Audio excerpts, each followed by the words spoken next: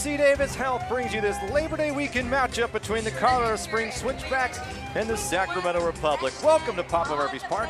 Alongside former MLS defender Kevin Goldthwait, I'm Rob McAllister. Well, the stretch run is here, and from this moment on, every point is going to be vital. After their best run of form, which resulted in 3 consecutive wins, the Switchbacks have dropped 2 straight, and now needing points as well as some outside help if they want to make the postseason for a 3rd straight year. Meanwhile, Sacramento looks to defend their home turf and snap a 3-game winless streak of their own.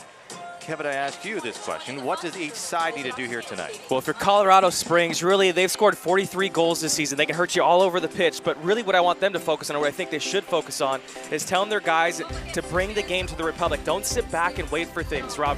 These guys are 9-2-2 when scoring the first goal. And for Sacramento, Colorado has conceded 40 goals this season, which is one of the worst in the USL. So if I'm them, I think they're very suspect in the back. So Sacramento, get the wing play, get your flanks, get James Kiffey up that left side, serve good balls in the box with good runs, and a lot of good things should happen tonight. Well, let's take a look as the Western Conference standings are very tight, other than Real Monarchs. And with 2 games ahead, Sacramento still has 9 to go, and they're looking to probably find themselves in the postseason again. However, different story for Colorado Springs. Yeah, Colorado Springs, 25 games played, 33 points. They're sitting there tied for the 7th, 8th spot. So right now, at this point in the season, every game's must win for them. Well, Sacramento's got a little bit of breathing room, but they're going to need to pick up points and stay strong here at Papa Murphy's Park. Let's take a look now at our Consolidated Communications matchup of the night, and we begin with the visiting side, Colorado Springs Switchbacks. Masa Kacher, this is the 21-year-old from Montreal, Canada. 7 goals, 4 assists, but he has played all the 25 matches for Colorado Springs. Yeah, a lot of the attack for Colorado goes through Kacher. He's one of the guys, he leads the team in chances created,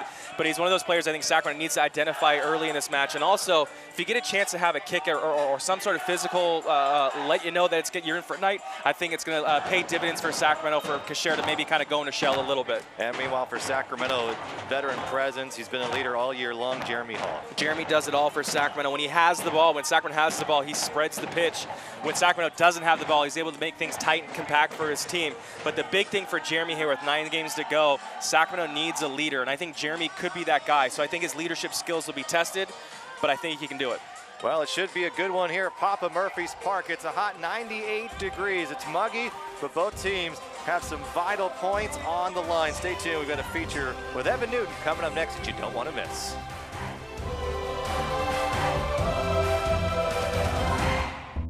There's a place that brings together teams of world-class problem solvers.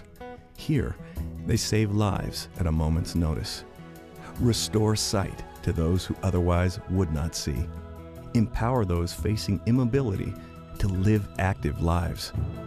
Through teamwork and bold innovation, they confront the toughest medical challenges to make the world a healthier place. UC Davis Health System.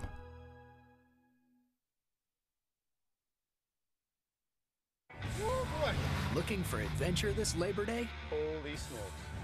Oh man, that's pretty intense. Look no further than Chevrolet. This is a fast car. I feel like I left my soul back there. Wow, this has power. Head to the Chevy Labor Day sales event and ride out the summer in a new Chevrolet. Current Chevy owners can use Labor Day bonus cash to get a total value of $11,600 on this Silverado All-Star, or get 0% financing for 72 months on all Tahoe and Suburban models. See your greater Sacramento area Chevy dealers. Papa Murphy's Law of the F word. No, this F word. Here's the deal. If it comes from a freezer, not fresh. Box, not fresh. Bag, not fresh. Fresh means just chopped vegetables. Cheese grated by us every day. Fresh means we don't even have ovens, because you have an oven. So you can feel good about feeding it to your bingo. Tonight, home bake a large gourmet delight Tuscan chicken and sausage with fresh spinach, Roma tomatoes, olive oil, and garlic on a crispy, thin crust. Just $10. Papa Murphy's. Días de lo bueno. Bethany, ¿por qué estás aquí? He regresado. Te dije que nunca volvieras. Sí, pero he regresado. What's going on here? Bethany Ken always wanted to be in a telenovela, but they don't speak Spanish. So we have to interpret for them when Good Day is over. That's kind of weird. Watch Good Day in Spanish using the SAP function on your TV. Que nunca volvieras. Sí, pero he regresado. Muggy night in Sacramento here as the Switchbacks in the Republic go head-to-head on a warm summer evening, which is now worked into the stretch run of September. And with that, let's take a look at our playoff picture. If the playoffs ended today, Sacramento would take on the Reno 1868, which the good news of all that is it's short trip to Nevada. But Kevin, what's a little bit worrisome is that short, compact field, which plays very well into the hands of Reno 1868. No, it's a huge home field advantage playing up in Reno on that small little pitch, and Reno does a really good job. That's the style of play that they like to implement. But really, it is worrisome. It's concerning at the same time. Look what happened last year when OC came into Sacramento. The 8 seed knocks off the 1 seed in penalties. So anything can happen in playoffs, and really the most important thing you need to focus on is how your team and what sort of form you have going into playoffs. Paul Buckles preached that all year long. So that's the one thing that Sacramento has to keep an eye on for. Well, as a country club and league, we've all witnessed the devastation that's taken place in Texas from Hurricane Harvey.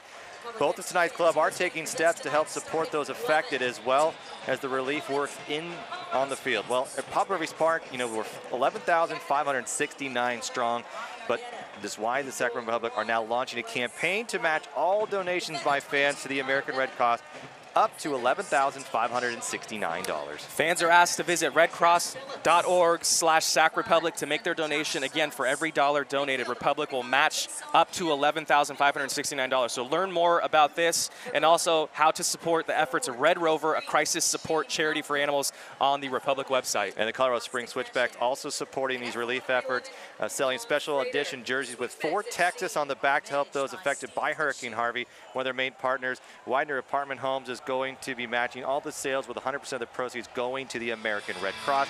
SwitchbacksFC.com for more details there as well. Well, he's been a predominant goalkeeper for Sacramento for the past 2 years now.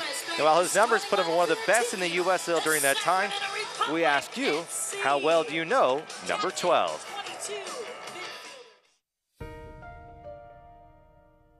I am Evan Newton. I play goalkeeper for Sacramento Republic FC, number 12. Grew up in Virginia Beach, Virginia. Amazing parents. I have a younger brother who's 3.5 years younger than me.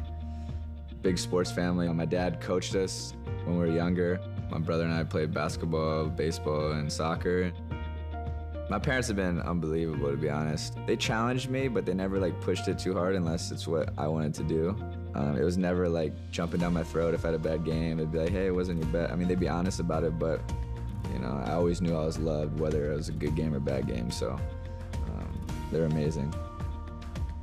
We would get the couch cushions off of the bottom of the couch, and my dad would throw the soccer ball across the living room, and I would step and dive all the way across onto the cushions and save the ball. I just love diving around, and that's a little bit of crazy I guess you have to be a goalkeeper. I mean, first of all, to play goalie, you got to be a little crazy. I think he's a guy who prides himself on the technical side of being a goalie and the work ethic and the sharpness that goes into the training. I was fortunate enough to get invited to what they call a residency. They invited the top 40 players in the country to come down, and you train for 2 years for the Under-17 World Cup. I got invited to that, so I moved away from home at 15 years old. From there, went to college, and then from there, I've been on some different teams. Yeah, he's a good keeper. He's a fantastic keeper. He saved us quite a few matches this year. Good guy, very good guy, down to earth. Also doesn't have a bad bone in his body. When I moved here, I knew we were huge with UC Davis. I knew it was our biggest sponsor, and right away before I even got here, I said, look, I really want to get involved in the hospital. I don't need media there. I don't want any of that stuff. I just want to do it because it's something that I'm passionate about, and I love working with kids, whether it's the hospital stuff I do, mentoring kids, things like that. And that's just something that has been put on my heart, and I want to pursue. A very big responsibility for myself and the guys on the team that have a platform like this to actually use it to impact, Yeah, he definitely has a huge heart to volunteer and take his time to go and help and try to bring a little joy into their life. It speaks a lot of the person and how caring, how loving he is. I haven't really considered anywhere home other than Virginia Beach, but I kind of consider Sacramento home now. I love the people, I love the culture. I love how much can be done in the community here, especially through the team, which is a big part of who I am and what I want to do with my career. But yeah, man, I love it here.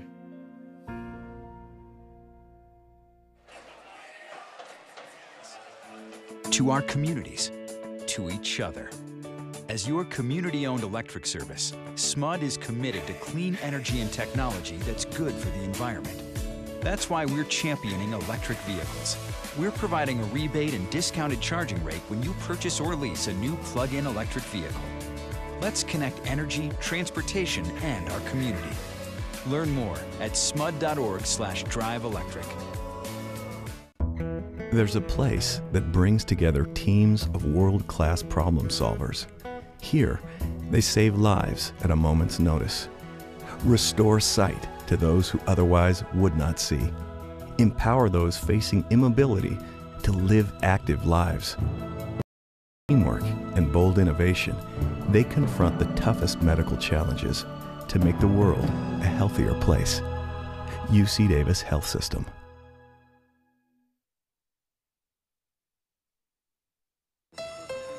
Summer's almost over. Let the celebration begin. It's your NorCal Honda dealer's end of summer celebration with incredible offers on the dynamic new Civic, Kelley Blue Book's 2017 overall Best Buy. Yeah, on the sporty CR-V, US News Best Compact SUV for the money. And on the all-new 2018 Odyssey, fully redesigned and better than ever. Hurry, our celebration ends September 5th. See your NorCal Honda dealer now. We'll be awarding a USL Pro franchise to the Sacramento, California market. I'm personally delighted having our first signing of the inaugural season. Look around you. This is what indomitable means. We're very excited to announce Kevin Nagel is our lead investor and managing general partner for our efforts to get to Major League Soccer. I'm humbled, honored, excited to join this club. We look forward to learning more about the possibilities here for Major League Soccer. We have come this far because we believe in our fans and we believe in our destiny as an MLS city. I want to thank the Republic for doing everything that they've done to bring this city to what we expect will be an expansion market very, very soon. There is no better partner to represent us than the UC Davis Health System. Soon enough, we'll have opening night for Major League Soccer. It's time to close the deal, to finish what we started, and let's bring it home.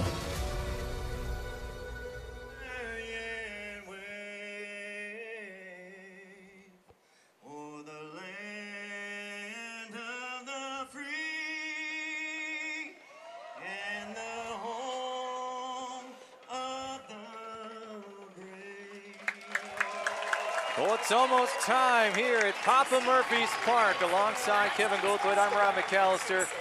A muggy night in the capital of California as the Switchbacks with 33 points are in town to take on the Republic with 35. Let's take a look at our U.S. Bank starting 11s, and we begin with the Switchbacks in a dominant three up top. Matza Kachir, Kevon Frater, and Sean Malcolm.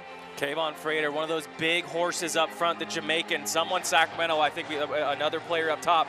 They need to identify early, otherwise he can punish you. 8 goals, 6 assists on the year, team leader in categories for that. Let's look at Sacramento now and get another start. His second on the year, Matt Wiesen-Farth from Jesuit High School, a Sacramento product.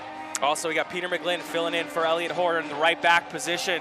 According to Paul Buckle, Peter McGlynn's been playing fantastic in training sessions, kind of give Elliot a little bit of breather here tonight, but another chance to show Paul Buckle, if you're Peter McGlynn, what you can do. Well, let's take a look as he is in the 18 tonight. James Kiffey making his 100th appearance for the Sacramento Republic, more than 8,000 minutes in the Old Glory Red. Yeah, wonderful, wonderful player for Sacramento. One of those positions we always talk about. It's so hard to find a dependable, trustworthy left back, and James Kiffey is that player. And 100 appearances for a team is a big deal in any professional player's career. And he joins Emra Clement as the only two to do so for the Sacramento Republic. Should be a great night here tonight between two teams fighting for playoff position. Let's take a look at the men who will be leading the way. Paul Buckle in his third year with the club, began coaching at 36 years of age, has learned the ropes here along the way last couple of years, starting to find his team, his form here on this side in this pitch in this city. Well, Steve Trittschuh, the former U.S. men's national team member, 38 caps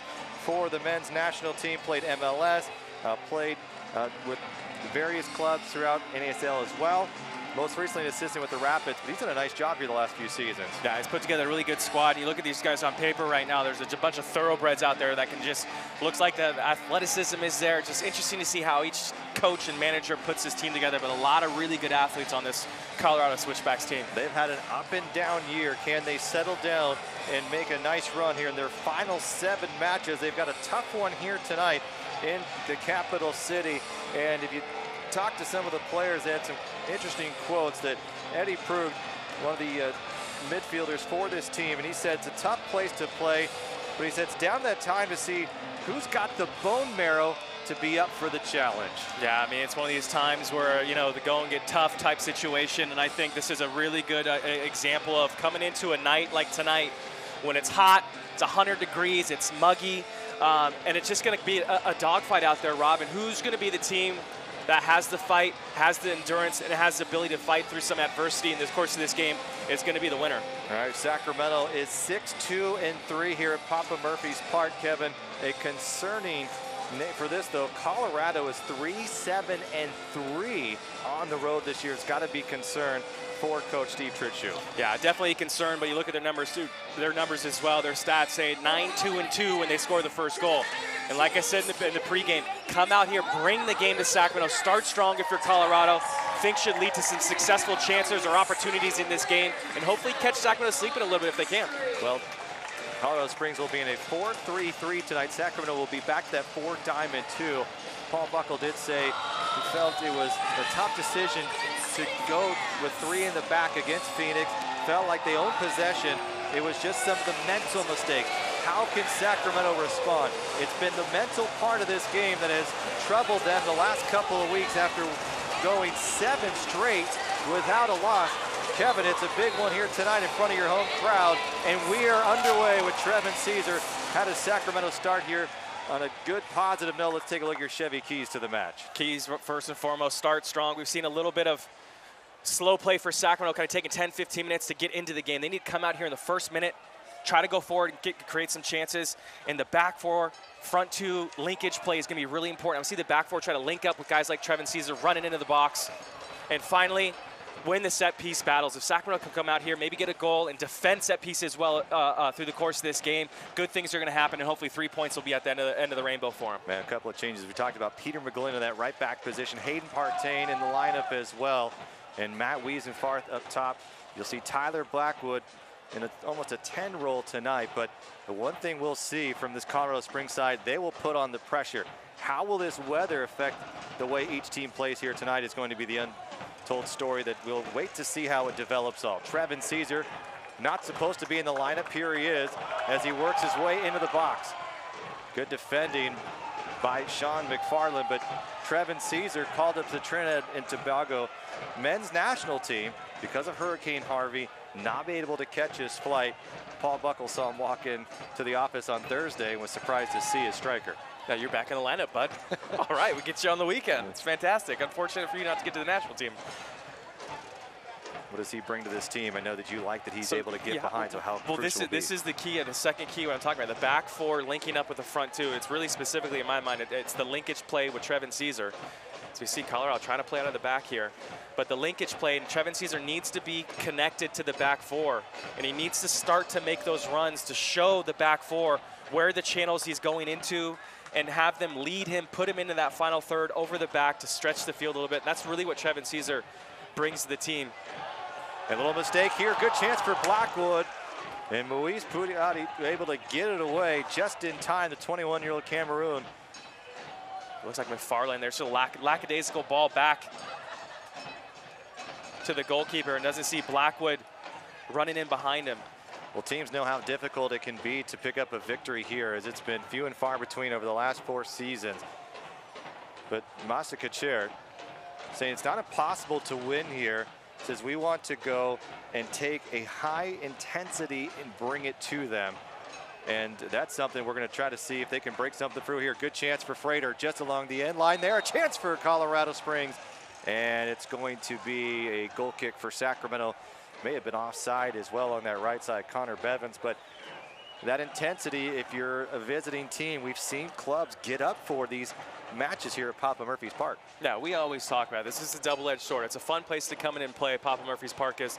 And a lot of these sides, a lot of clubs that come in here don't necessarily have the same environment and atmosphere as Sacramento does. So it's almost a difficult situation for Sacramento because you always get everyone's best. Meanwhile, we talked to Paul Buckle earlier this week, and he talked about his own club's intensity. Very disappointed in the team's performance against Phoenix Rising a week ago, and he felt that it's the intensity that's lacking, not necessarily their style of play. Yeah, definitely disappointed, really disappointed. Probably the most animated and fired up that we've ever seen Paul coming in into the midweek when we talked to him about how he felt the game was, and really kind of pulled his guys aside, had a team meeting, sat them all down, had to go at a few guys, let him know how he felt, and let him know, you know, it's not meant to be easy. This game isn't an easy game. Life isn't easy. Partain dinking it up over the top, looking to make a run is Wiesenfarth, and it's sent out of play. A good throw for Sacramento. And if you ever think that, you know, you're going to go into situations and they're going to be easy and be a walk in the park, you're completely wrong. And it really matters to show your character in times where you're tested. And I think that's kind of what Paul's message to the guys were. It's going to be tough. It's going to be hard. But let's go out there and do it. And if you want to be a player, you're going to have to come out here and fight and compete. Sacramento was all about dominating possession against the Phoenix Rising. What can they do here against the Switchbacks, going back to that 4-diamond 2? We saw Peter McGlynn make his first appearance after 10 months here. The last home game against Vancouver, played very well for an hour, and then just his fitness got to him, not able to continue much longer, and Paul had to sub him out, but a good first 60 minutes. Here's Malcolm. 5 goals, 3 assists on the season, making his 25th appearance for this club. Sends a cross in, good chance for Colorado Springs, and just misplayed. And Evan Newton able to keep it in play. A great diving play by the keeper, Evan Newton. Yeah, good heads-up play right there. Partain just missed kick, missed clearance. Some might think you're getting a little bit nervous there with the ball going back to the goalkeeper, but clearly not meant to go back to the goalkeeper. But heads up play there by Evan Newton to keep it out and save a goal kick, excuse me, a corner kick. The Switchbacks 33 points, just right behind Sacramento's, currently in 6th place with 35 points, 10, 8, and 6 on the year for the Republic. Here's Vercolone. Good chance for Frater. Frater breaking free. A diving tackle. Trouble for Sacramento. Gobbling it up is Evan Newton. And Kevin Frater a little bit different. They're a little frustrated with himself there, but a great stop by the Republic after a breakdown defensively. Yeah, good little build up there by Colorado Springs. Little 1-2 play between the two strikers, and a good tackle as Frater gets in behind Carlos Rodriguez, but Chris Christian's there to kind of clean things up and save his fellow center back. And a good little gobble up there by the goalkeeper, Mr. Newton, there on his toes, able to come out a little bit early and just absolutely stop that attack. But good build-up play by Colorado Springs nonetheless. And a little worrisome for Sacramento as Colorado Springs is getting in behind them already. There's Connor Bevins, who replaced the Jordan Burt after Jordan Burt went down with an injury a couple of weeks ago, and they weren't really sure who would be able to fill that right back position. But Bevins has done a nice job in the last couple of weeks. Yeah, Bevins has filled in real nicely. Jordan Burt leading the team in goals scored at the time, had 6, went down with that knee injury. But Connor Bevins has been very good for this club at that right back position.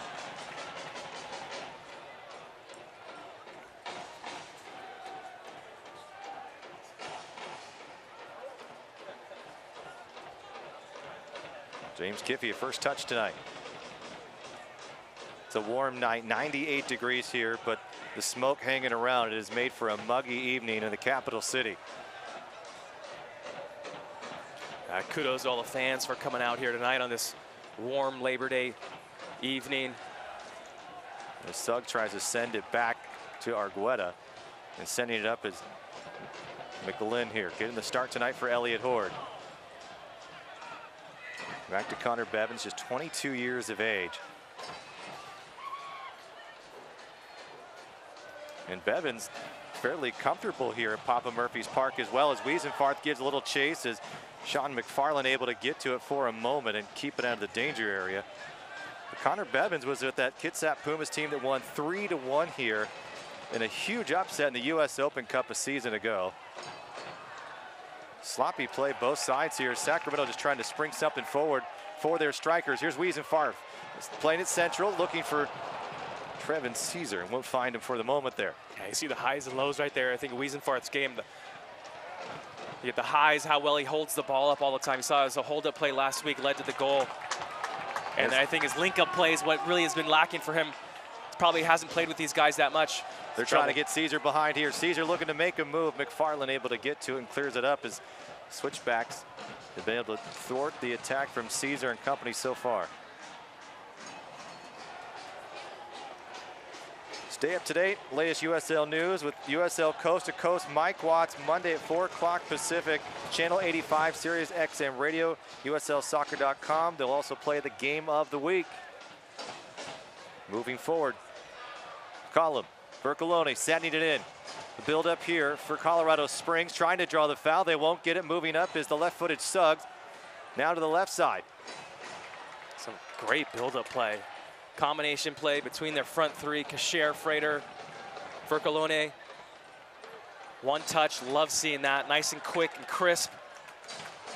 How about James Kippy all the other side of the field to make this possession count for Sacramento. Caceres, here's Blackwood. His best in the open field. Here he is, little place. Quick touch. And a great opportunity for Sacramento. The crowd wanted that one, and Moise Puadi played it perfectly. Yeah, I like that idea from Partain. Little one touch, just trying to slide Blackwood in. I think Blackwood's probably expecting Partain to take 2 touches. So they just weren't linked up, but I like that idea from Partain, trying to catch Colorado Springs back 4 sleeping. And a hard tackle out in the open field, an easy call from Michael Redchuk, the referee here tonight. A quick tap, and that's what Sacramento's going to need tonight. They've had opportunities to score. They are one of the best in the USL at connecting on passes, creating chances, but their conversion rate, Kevin, is one of the worst. That's got to be concerning for Paul Buckle and staff. Yeah, you know, and for me, I think the possession, a lot of their possessions in their own third. And if I'm opposition, you know, I'm letting Sacramento play there all day. And typically, teams come out and try to spring counterattacks against them. But I think it's definitely concerning that their conversion rate, strike rate, isn't the best in the league by any means.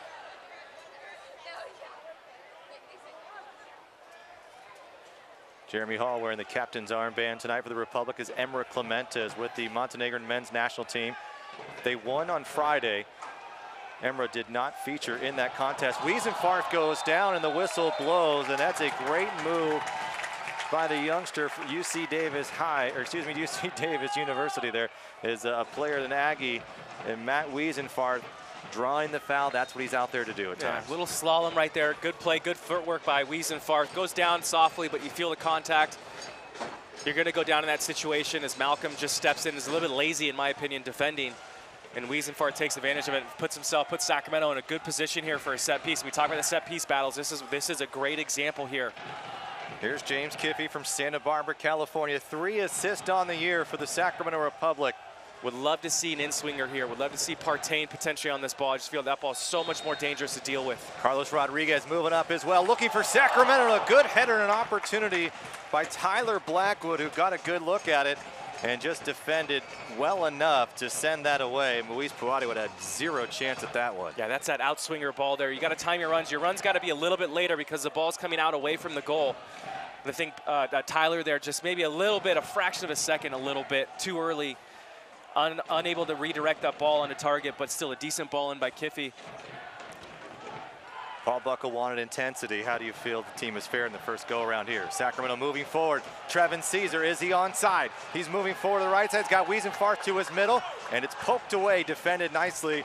But the Trinidad and Tobago star getting a little break there and had some breathing room, just couldn't get something off in time. I tell you what, it's an interesting play by Puadi coming out of off that goal kick right there. I mean, plays it right to Sacramento. No one even in the remote area where that ball is going. And Sacramento's able to spring a counterattack or earn a corner kick off of it. So something to think about if you're Sacramento's Puadi. They're playing short off these goal kicks, and we see what he did just there. So anytime a goal kick happens, you got to be on your front studs.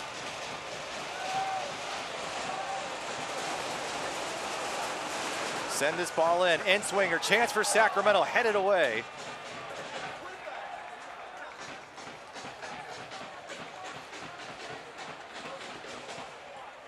Another Chick-fil-A corner kick coming up. 35 goals against for Moise Puati. A 1.66 average in 21 appearances.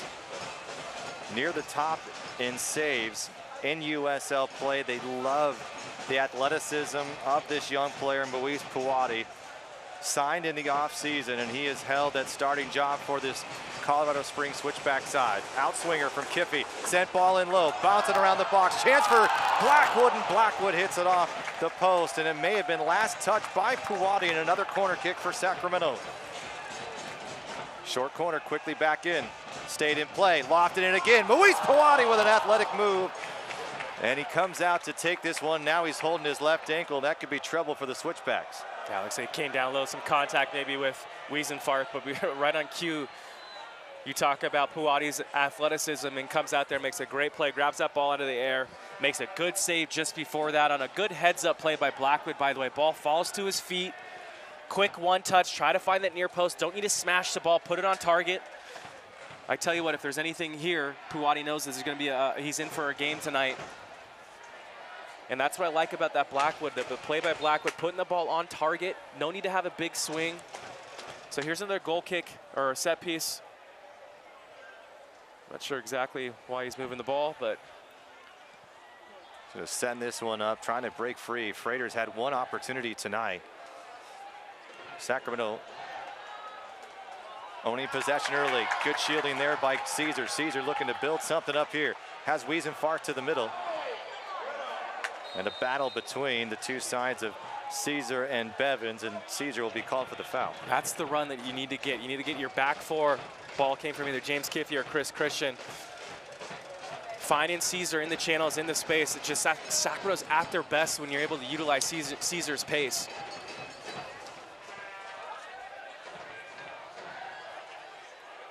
Good header here from Christian. Looking to move forward.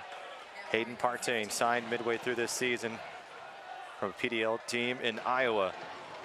Had 4 goals, 2 assists for the Des Moines, Iowa squad. And this one sent out of play. Colorado's only advantage here. 2 ties, 1 win. This is just the 4th matchup between these two sides.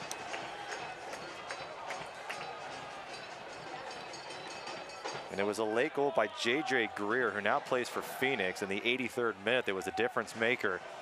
The last time these two teams connected, they'll play one more, and that will be on October 7th in Colorado Springs.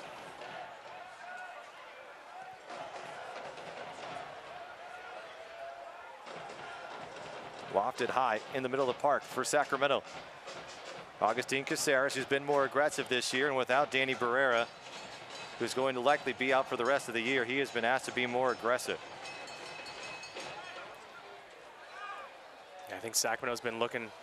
There's the ball. And there's a chance up over the top. And it's sent out of play. Nope, kept in play just for the moment. Caceres keeps it in. Here's Tyler Blackwood. Quick touch from Caesar. Back to Blackwood. Blackwood make a nice move, cuts it back inside. Now looking to go forward, and it'll be a corner kick coming up. That's frustrating if you're a striker. You got Blackwood. He's got to serve the ball in the box. Like, granted, he does a great little cutback. McFarland goes flying in front of him. But put the ball in the box, reward your guys for making a run. You start to do that time and time again. You stop having runners run for you. James Kiffey, Chick-fil-A corner kick coming up here.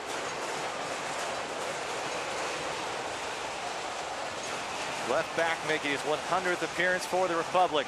Drops it high, out comes the Republic with a good chance here.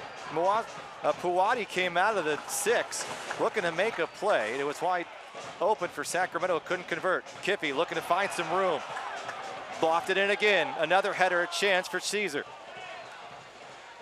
Partain will get back to it, and it'll come to McGlynn.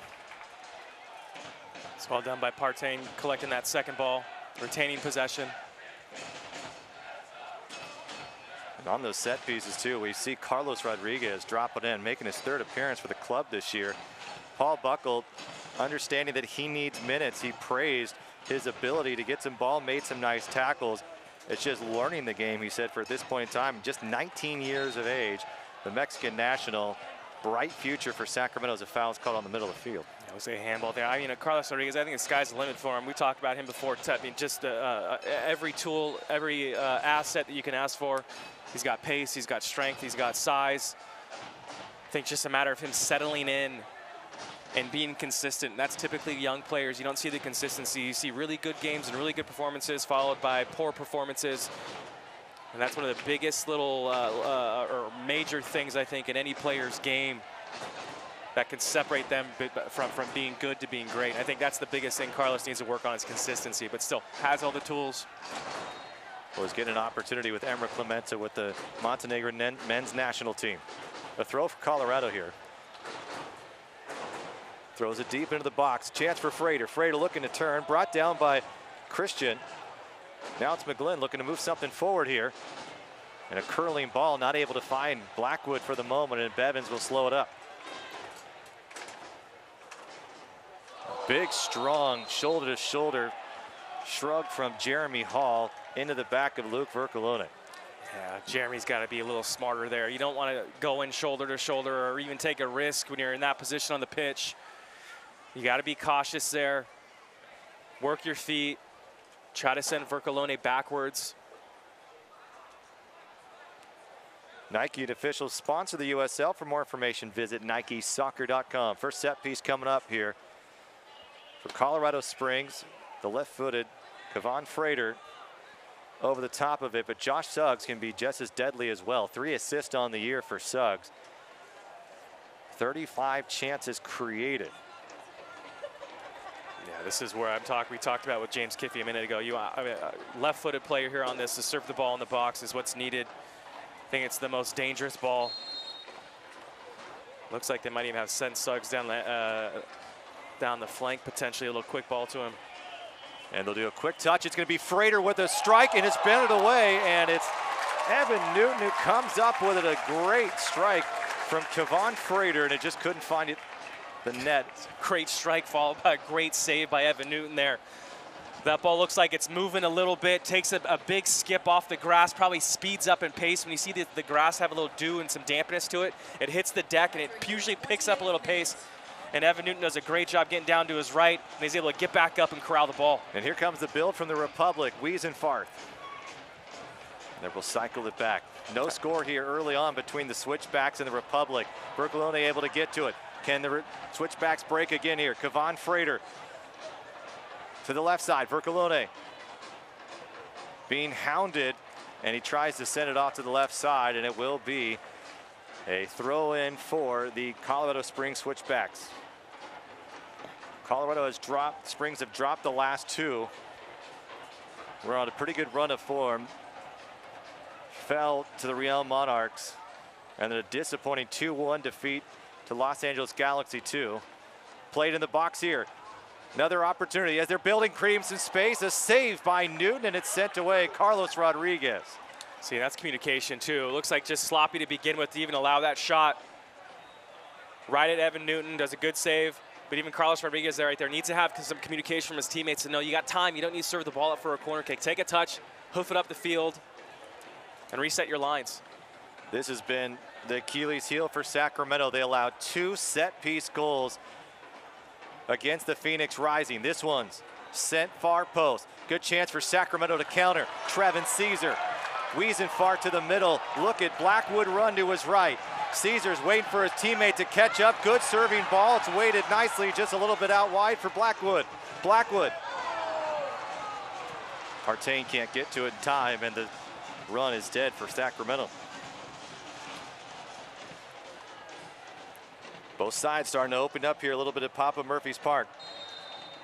And Vercolone may have stepped out on the touchline there. It'll be a throw.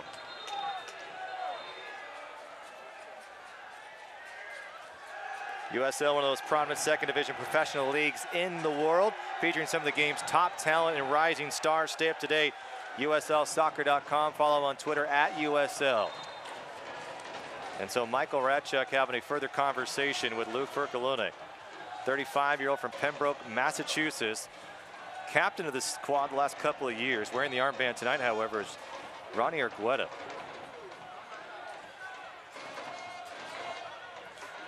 Vercolone has been a pain for the Republic. 2 goals in the series between these two sides.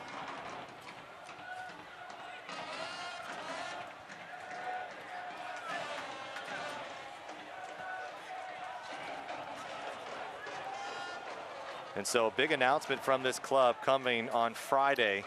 As many of you may have missed it as the getting ready for this Labor Day weekend, but Vian Bijev coming on loan. Here's a chance for Trevin Caesar, offside just by a hair.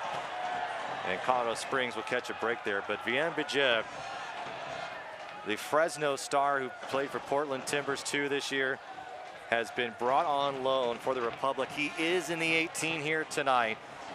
Led the USL in assists a season ago. Has 7 goals on this season for the Timbers, 2 have struggled mightily. Here's a great chance for not only Bijev to get into the playoffs, but for Sacramento to try and replace somehow Danny Barrera. Yeah, you said it, Rob. Really, I think the big signing, the reason for the signing is trying to find some playmaking ability going forward to fill Danny Barrera's shoes, and Vian Bijev is the guy that they've identified actually a while ago as a player that would be a great asset for Sacramento. And frankly, I'm surprised he's not in the starting 11 here tonight. It's probably because he came in on Thursday or Friday. Hasn't had a chance to train yet with the guys. But someone I think has got high expectations and high hopes to come in here and fill the shoes of Danny Barrera, which is not an easy task. I don't think this is overstepping what we're saying. He may be one of the, if not the most exciting player in the USL. Other than Dan Kelly, he is a guy that is unbelievable to watch out on the pitch. Yeah, he makes everyone around him better. Those are the players I really enjoy watching. And not only that, he scores goals as well. How can he have an impact? I likely will see him in that 10 role where we see a little bit of Wiesenfarth here tonight. We've seen Tyler Blackwood play in that role. We've seen Nisha play in that role. Well, he could play. I think he fits right there. He could play anywhere in the midfield and maybe even like a withdrawn forward type role. So the flexibility is another, asset for a guy like Bijev to come in here and not necessarily be a one-trick pony. But I think the big thing for him is, the opportunity is ripe. Sacramento needs somebody, some skill and some class on the ball going forward. That's a differentiator between the rest of the league, and I think that's really kind of one of the big puzzle pieces that's missing right now. Find a guy that can potentially link up with your Caesars, your Ochoas, your Wiesenfarths. And I think that's one of the puzzle pieces, like I mentioned, that Sacramento's missing, and Bijev, the keys are there. Go pick up the keys, put it in the car, and drive the ship, right? 24-year-old Bulgarian national, grew up in Fresno and highly touted out of the Central Valley. And here's a mistake nearly by the Republic as Vercolone almost made Sacramento pay on that last possession, and thankfully last touch by the Switchbacks for the Republic here. But that back line has a couple issues. When Emerald Clemente has been out, we've seen Rodriguez and Christian not have the chemistry that we've seen from Clemente and Christian over the first part of the year. For sure, the chemistry is not there, but still, even Carlos Rodriguez, that and the play earlier where he sends it out for a corner kick, doesn't realize he had time, and this play right here, just some lackadaisical mental mistakes, and that's what we talk about with young players, that consistency. Needs to figure out a way to eliminate those as best as he can. Paul wanted to see those mental mistakes limited by the Republic. He felt that's really been the issue. In the last 2 matches, they've given up 3 goals on set pieces, 1 from a throw and 2 from corners. Good angling ball here. Trevin Caesar able to get down to it. Josh Phillips keeping it in play and trying to spring a counter. It's a great ball in by Kiffy. Trevin Caesar has to do better with that to bring it down.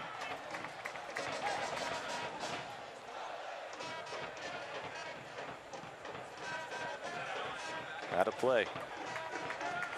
For our fans at home, you can follow live stats and more at Sac Republic FC, hashtag SACVCOS.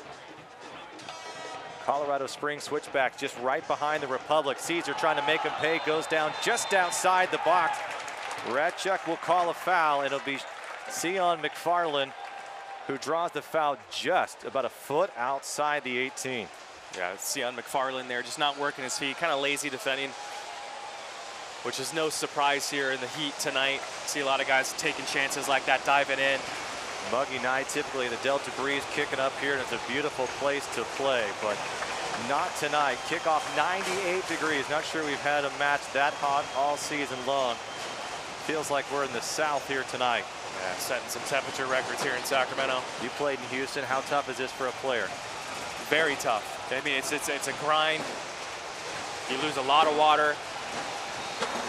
Let's see if Kiffy can make something happen here. Ball lofted in, swept away by Moise Puati. And another chance for the Republic. Last off the back of the Switchbacks, and we'll have another Chick-fil-A corner kick coming up for Sacramento. Way to stay with it. That's what Hayden Partain can bring to this club, continuing to stay on the ball. Second chances have been a problem for this team as of late. There's a good one right here. Yeah, and really, I think right there, just going back to Poati, showing his athleticism again, and that's just one of the wonderful play to kind of just snuff that set piece out. And that's what you get when you get an athletic goalkeeper that can come out and do stuff like that. I mean, that stops the chance, really. If someone's on the back post creeping, or if Poati decides to stay. Trevin Caesar getting a talking to. He'll work his way behind Poati. Ball served in, hard ball, dumps it around, into the box, just missed it around. And it's a foul called on, appears to be Chris Christian. And so it'll be whistle dead, but a good opportunity for Sacramento. They've looked good. They've looked physical on these set pieces. You've got to like what you're seeing if you're Paul Buckle. Yeah, so far so good. Creating decent chances, decent looks. And on those set pieces too. I mean, 9 times out of 10, someone's getting grabbed, someone's getting pulled. Actually, 10 times out of 10, someone's getting grabbed and pulled. Except 10% of the time it's called. Just got to know how much you can toe that line as a player and still get away with it. Colorado Springs Switchbacks does allow goals, have allowed 43, 6 worse in the USL.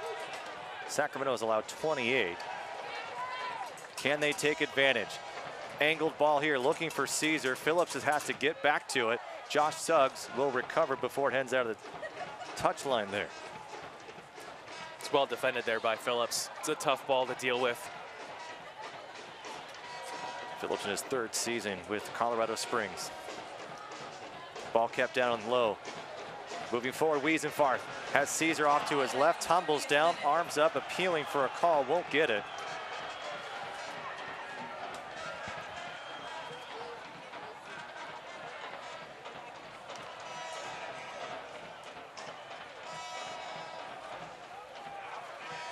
Kept down low, hard tackle by the Republic.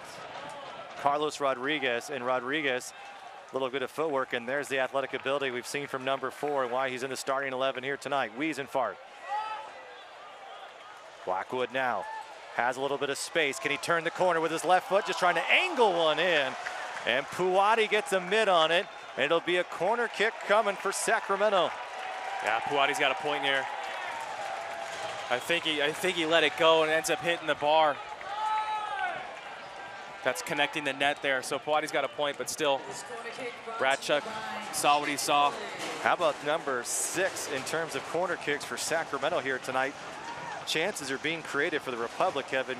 How do they knock it home here? That's going to be the big question. No score between these two sides, each fighting for a playoff picture. 6th and 7th in the Western Conference as to date.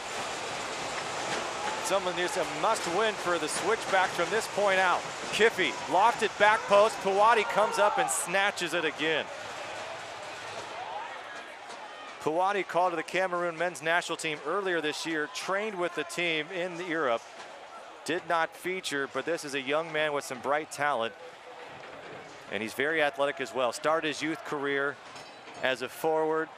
A coach told him he'd be better off served as a goalkeeper. And ever since that day, his career has started to move forward. And now here he is in the professional ranks, playing in the United States. Over the top, Wiesenfarth. Is he onside? Flag goes up.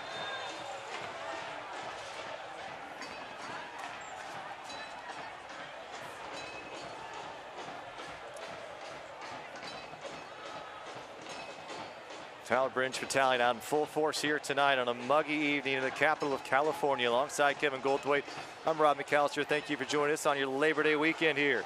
Frater with a strong strike with his left foot just outside the box, and it'll tag the Jiffy Lube sign. That's a decent little play right there. Hold up play by Kayvon Frater.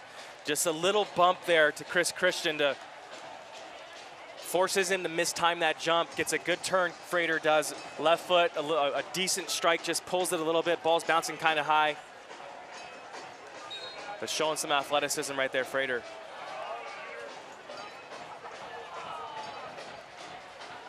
Kayvon Frater has been brilliant for this Switchback side ever since July 8th. He has been on a tear.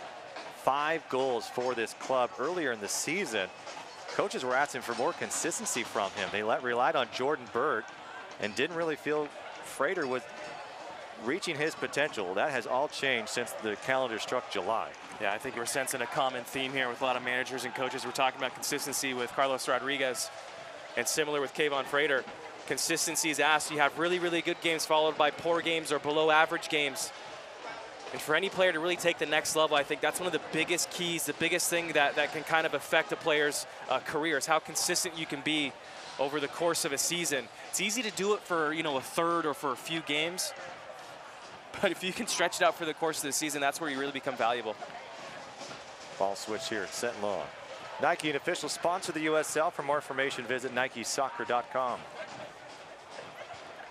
No score between the Switchbacks and the Republic.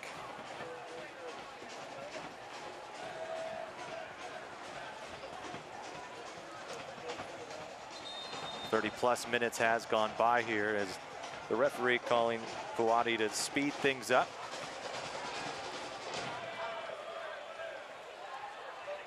First half here looks like Sacramento, the more aggressive team here, have created more chances. And I don't know if the heat's getting to Colorado Springs a little bit here, but they have not been as sharp as we've seen them in the month of August. Yeah, I think they've created at least 1 or 2 decent chances. Colorado has. There's a little spread there. Frater, that left-footed shot with a wonderful save by Evan Newton. I think really probably pretty even in my opinion in terms of chances created. I think Colorado Springs maybe may have the better of the chances just with that wonderful strike by Frater, skipping off the deck. Fortunate for Sacramento, you have your goalkeeper answering the call, keeping you in the game. Paul Buckle asking for more pressure on Blackwood, and now Hall comes up Christian. Christian with a chance. Sacramento now. Argueda's going to come out and become the mark against Blackwood. Blackwood trying to find Caesar. As we talk about Blackwood, that's where you're most deadly when you're out in the open field running at people. Just run. Don't worry about bringing the ball back in. Just drive the ball in that final third, dish it off, and get yourself in the box for something. Scored a 6th goal, 88th minute, a tie against Vancouver. Wiesenfar showing off his skill near the byline, touches it down low, looking for Caesar, cleared away by the Colorado Springs Switchbacks. A great piece of footwork there by Wiesenfar with Bevins on one-on-one with him.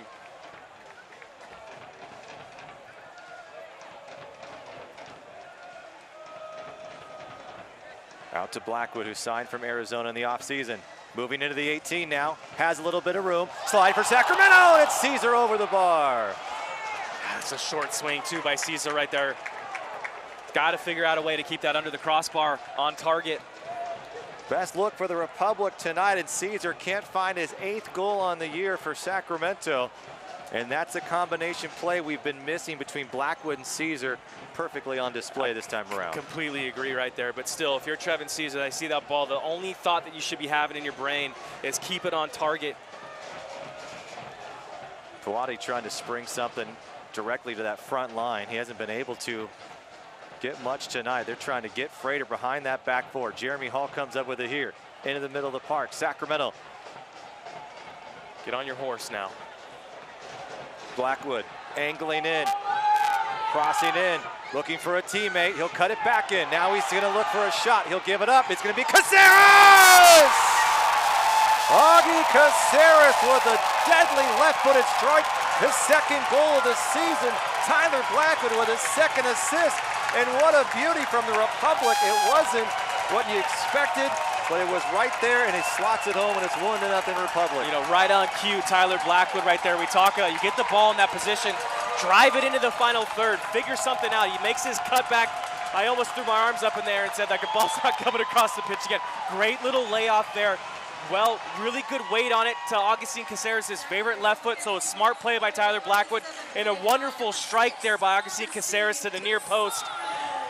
As Paoli tries to make the save, frankly think he should have made a better effort on it, but nonetheless, Sacramento up 1-0. Great strike by Augustine Caceres. We talk about it all the time, Rob. Great things happen when you put the ball on target, as we just saw right there. But a couple of good things to really latch onto, and the first and foremost for me is Blackwood take the ball, drive it into that final third, and good things happen. The first goal of the night belongs to the Republic, and it comes more than a half an hour in here on a muggy night in California. Switchbacks going to have to play from behind. They have struggled on the road this year, just 3 wins, 7 losses. And they need to pick up points if they want to remain in the Western Conference playoff hunt. Frater now giving a chance, trying to get right back, and they do. Vercolone with his 3rd goal against the Republic in this all-time series. And for the 3rd straight time, we have seen Sacramento either respond with a goal, score a goal, and only within 2 minutes later have a goal come right back the other way, and now it's 1-1. That's just a gut check. That's just you being a professional. And you're back for figuring it out. And you see both Chris Christian and Carlos Rodriguez kind of arguing with each other, telling you should have stepped. No, you should have stepped. But still, nonetheless, you've got to figure out a way. If you're going to have success into this postseason, you've got to figure out a way to not concede goals after you concede or you score a goal. Be strong in the last 5 minutes. Be good in the first 5 minutes. Those are the simple things and the things that every player knows. And Sacramento just hasn't been able to do that this year at all. The mental mistakes piling up for Sacramento. Can they answer back one of their own? Caesar into the 18, looking to turn. Forced out, Tae-Sung Kim. How about Luke Vercolone? Frater started it, it jumbled around, and Vercolone put it in the back of the net for his 2nd goal on the year. Yeah, I think that's, once again, you talk about the partnership between your 2 center backs, not knowing what they're going to do instinctually. Ends up hurting Sacramento.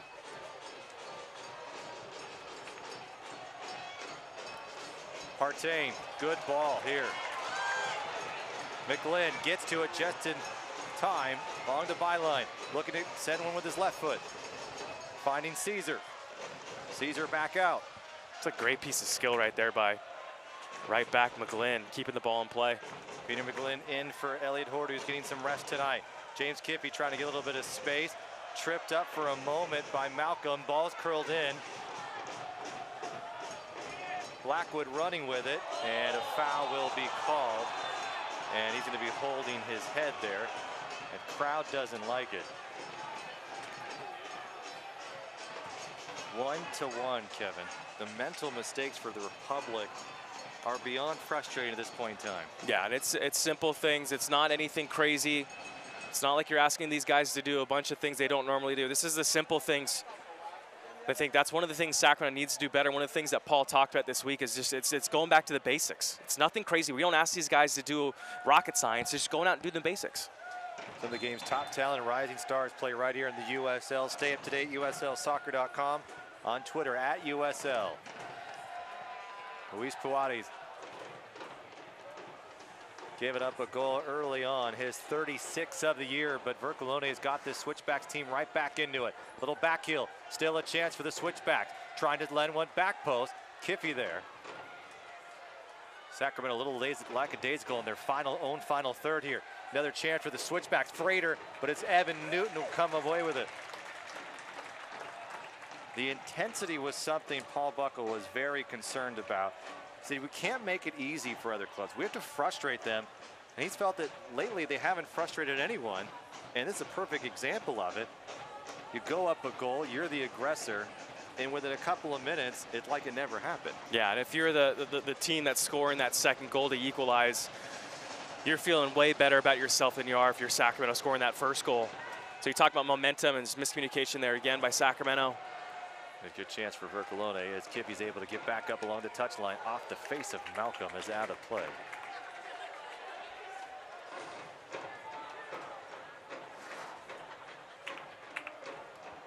Sacramento with 34 goals on the season. They're currently in the middle of the pack of the USL. Higher up on the food chain, however, the Colorado Springs Switchbacks, even though they've played a couple of more than most of the rest of the pack. They're right there in 3rd right now in the West. But they're going to need to continue to score because they give up goals. So Sacramento knows that. If you're working to the end of the final 45, you've got to feel that you've got to have plenty of opportunities in this thing. But how do you defend is going to be the big question for the Republic moving forward. Malcolm, quick touch. Vercolone against Hall. Vercolone. Frater now, just outside the 18, cutting it in, looking for his left foot. Poked away by Caceres, who has the lone Republic goal tonight. Misplayed by Bevins there. Able to clean it back up as Argueta, and the captain earning his stripes tonight. Handball called by Caceres. Dangerous position here for set pieces. Couple minutes to go here in the half. Channel 85 is where you'll find USL Coast to Coast with Mike Watts Monday at 4 o'clock Pacific on Sirius XM FC. They'll also air the game of the week, USLsoccer.com for dates and times. Here's Josh Suggs, 3 assists on the year, leads the USL in crosses, a deadly left foot from number 5. How's the Republic defended here? Got to hold your line and make sure you're as flat as possible and as organized as possible. And a lot of communication is really where this comes down to. Suggs, a former member of the San Jose Earthquakes, sent on loan to Tampa and LA. This one sent in high, and it's punched away. Evan Newton. Great service from Josh Suggs. Switchbacks can't capitalize on it, but they retain possession here. Suggs back to his favorite left foot. In-swinger, Hall. Argueta, Kim. Kim to the switch to the left side now. Switchbacks working it in. Going to be a diving tackle from Jeremy Hall, but it's switchbacks again. Not an opportunity that's come easy for the Switchbacks. But they continue to press forward here. Argueta, Bercolone. Back again, going for a deep strike. Couple of hops into the arms of Nevin Newton. Yeah, Bevins feeling pretty confident right there. But still, I think there's a couple chances for Sacramento to collect the ball, win a second ball, only to give it away really quickly. And that just drains you on as a team when you're chasing. Final couple of minutes here, the first half of play between the Switchbacks and the Republic, tied at 1. Caceres from Blackwood, and then not but a minute later, it was Vercolone to tie it up. Caesar gets to it. Caesar along the touchline, working his way in. He's got some daylight again. He's going to go for goal, and it's picked up by Puati. Ball had some movement on it, Rob. You see Puati going to his left, all of a sudden comes back to his right. It's a good strike by Caesar. Fourth official has indicated 1 minute of Gilmore services stoppage time. We need a dependable Sacramento HVAC company. Trust Gilmore Heating and Air. Gonna need that air conditioning this weekend. Need triple digits again for the Republic. Angled ball. Caesar appears to be onside. Gets to it just before the touchline. Can Sacramento break free and just miss touch by Caesar? Once again, it looks like Caesar just doesn't have an idea what he wants to do there. USL Coast to Coast with Mike Watts, Monday, 4 o'clock Pacific. USL Game of the Week. USLsoccer.com is where you can find all the information that is on Sirius XM Radio.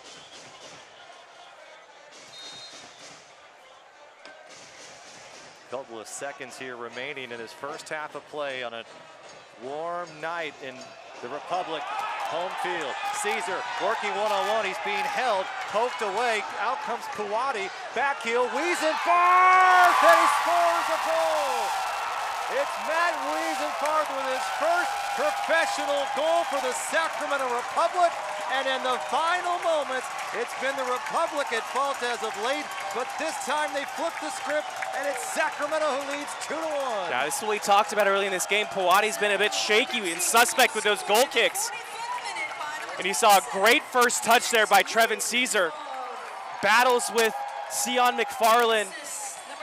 And a good little cheeky back heel by Caesar. Finds Wiesenfarth, and Wiesenfarth calmly, which I love. He took a deep breath, it almost looked like, and just slots it with the inside of his foot into the back of the net. But a big howler of a mistake by Puati, and Sacramento jumped on it, took advantage of it. I'm telling you, if you're Sacramento, I see Paul and those guys talking right now, you got to think every goal kick, there's a chance and opportunity that you got to be tuned in if you're Sacramento. That ball can come to you and you got a chance to break. It wasn't even supposed to be in the lineup tonight, and Trevin Caesar, who couldn't connect with his Trinidad and Tobago men's national teammates here tonight against the Switchbacks, able to provide a key assist here as the final whistle blows of the first half of play. The Republic go up a goal. They concede one moments later, and just like that, the feeling is back here, and it's a good one at Papa Murphy's Park for the home side. Sacramento leads 2-1 as we go to the break, and the Republic have been successful when they lead at halftime. They're 6-0-0. Will it continue? We'll have a full halftime show coming up right here on the CW 31.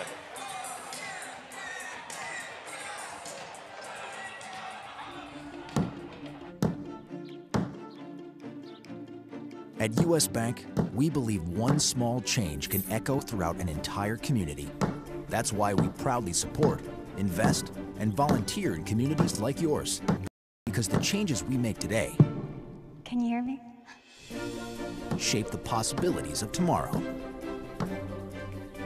US Bank, the power of possible. Summer's almost over. Let the celebration begin. It's your NorCal Honda dealer's end of summer celebration with incredible offers on the dynamic new Civic, Kelley Blue Book's 2017 overall best buy. Yeah, on the sporty CRV, US News best compact SUV for the money. And on the all-new 2018 Odyssey, fully redesigned and better than ever. Hurry, our celebration ends September 5th. See your NorCal Honda dealer now.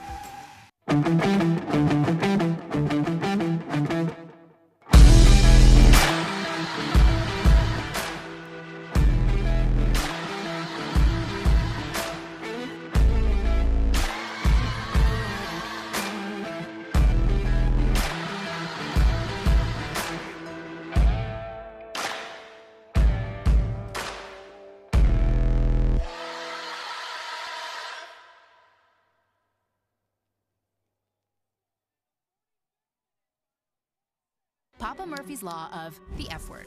No, this F word. Here's the deal. If it comes from a freezer, not fresh. Box, not fresh. Bag, not fresh. Fresh means just chopped vegetables. Cheese grated by us every day. Fresh means we don't even have ovens, because you have an oven. So you can feel good about feeding it to your bingo. Tonight, home bake a large gourmet delight Tuscan chicken and sausage with fresh spinach, Roma tomatoes, olive oil, and garlic on a crispy, thin crust. Just $10. Papa Murphy's. 15 minutes following the conclusion of the match. The rusher will direct you to the nearest entrance. Welcome back to Papa Murphy's Park alongside Kevin Goldthwait. I'm Rob McAllister. We are at the break on a hot night at Papa Murphy's Park. But the Republic go into the locker room with a little bit of fire in their bellies. They lead 2-1, and it has been a heck of an evening so far. Started out a little helter-skelter between the two sides, and then it all started to come together for Sacramento as they're starting to put the pieces together. And if we look at our halftime stats here, Sacramento, Kevin, with a good opportunity, they led on possession, which is something Paul Buckle likes to see from this tide when they feel they're being more aggressive. But the biggest one here is the shots. They've taken 7, 4 have been on target, and they found the back of the net twice. Yeah, exactly. I think the possession's pretty typical for Sacramento, but I think the major stat points they've done really well. And even the general feel, in my opinion, Sacramento's been great. Well, let's take a look at our NorCal Honda halftime highlights here, and we begin on a warm night in the capital city, and both teams going for it early on. Intensity was the key for both teams. Would they be able to take advantage of it? Sacramento early on with an opportunity, kept going back and forth, and then we saw at the same time the Switchbacks, a couple of good strikes from themselves in Kevon Frater. Yeah, Frater, nice little set piece right there. A good strike with his left foot, puts his laces through the back of the ball, and a really good save by Evan Newton. Getting down to his right, getting back up, corrals the ball, but a good set piece by the Switchbacks. And then Sacramento would answer about the halfway mark of the half, 30 minutes in. Tyler Blackwood had a couple opportunities. This one built up great, finding Augustine Caceres. Yeah, Augustine Caceres, a good little ball. That's what we want Tyler Blackwood to do. You got to do what you do best, and that's Tyler Blackwood running at people. Cutting back, finds a nice little drop-off layoff to Augustine Caceres. Good weight on that pass, but a great strike by Augie. We saw him do it last week as well. And then Evan Newton with a big save as well as the switchback. And Switchbacks come a couple of saves, and then we see the goal from the Republic. And then how about the mental side of this, Kevin? It's a breakdown that's become a problem. Totally. And not 2 minutes later, we see Vercolone come back up, and Luke just slots home his third goal against the Republic in this series, which has only spanned now 4 games. I know, we know that name and recognize that name for those reasons, because he scores goals. And then finally, just a poor goal kick by Puati. And it looks like, Trevin Caesar's just thinking ahead on his front studs. Great first touch, and they were able to find Wiesenfarth for a great finish. So between these two sides, we saw a lot of back and forth play. We saw Sacramento become aggressive. They did give up at the end, and I think that's a big motivation to go into the half and say for Republic, I feel like it's a really highlight for this Republic team when you see these two sides connecting. Yeah, it's almost like that. Those mistakes even out the mistake of giving up the goal quickly after you score a goal, but going back, staying in the last an extra time, staying forward thinking, being on your front studs, scoring that goal to go up 2-1 into the half. And the composure by Trevin Caesar, got to appreciate that one, as Caesar picks up his 3rd assist on the season. Congratulations to Matt Wiesenfarth, his very first goal coming at home in the city that he grew up in. You got to feel pretty good if you're the Wiesenfarth family here tonight. Yeah, great to get your first goal here at Papa Murphy's Park on the end with the Tower Bridge Battalion. There's no better feeling than scoring a goal and running over to your fans. And how about this? The breeze is starting to kick up as well. So you've seen the haze out on the field, the smoke hanging around the lights tonight. A blessing has come here tonight as the breeze is starting to pick up here at Papa Murphy's Park. So we're enjoying this one. It's been a good first 45 minutes of play between these two sides. We've got more for you inside of the entire rundown of the USL over the last week here. We'll have that coming up after the break, and then we'll tell you what's coming up for both of these teams and take another glance at the Western Conference standings. That's all right here on the halftime show on the CW31.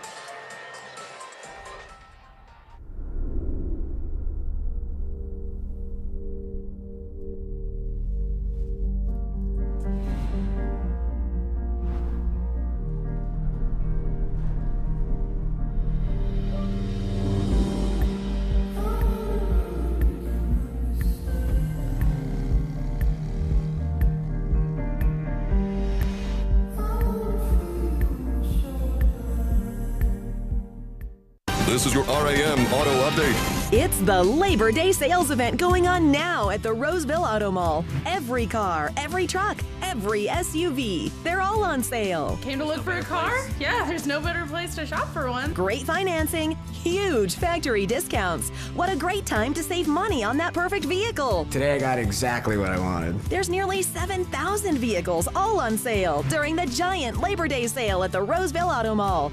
Driven to be the best. You're gonna be hanging out in here, so if you need anything, text me.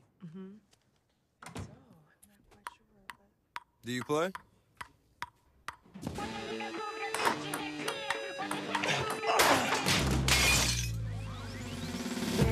Use the Chase mobile app to send money in just a tap to friends at more banks than ever before.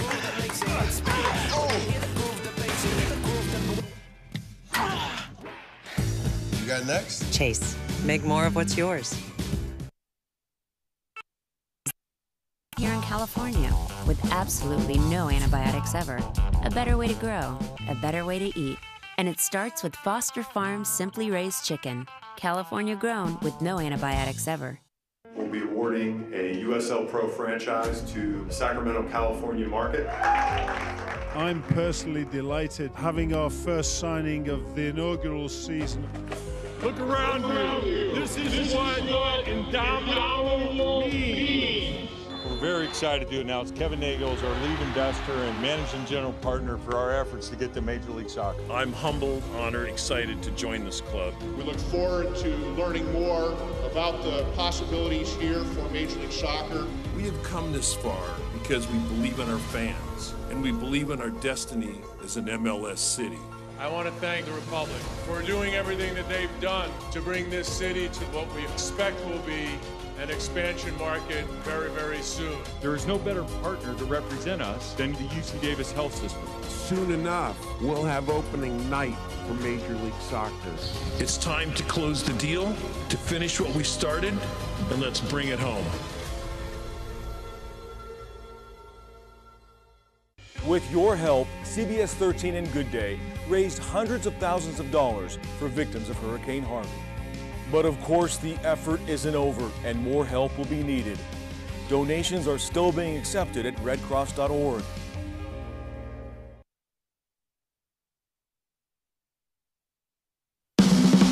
Here we are, our eyes wide open. We see the road ahead. We're part of something bigger. We're the dreamers. The heroes, the ones who change our communities, build our cities, are passionate about compassion. There are more like you here than unlike you. So take hold and see yourself in the present. See that vision unfold among others. Redefine the possible. Redefine you. Good day. News, traffic, weather, and this.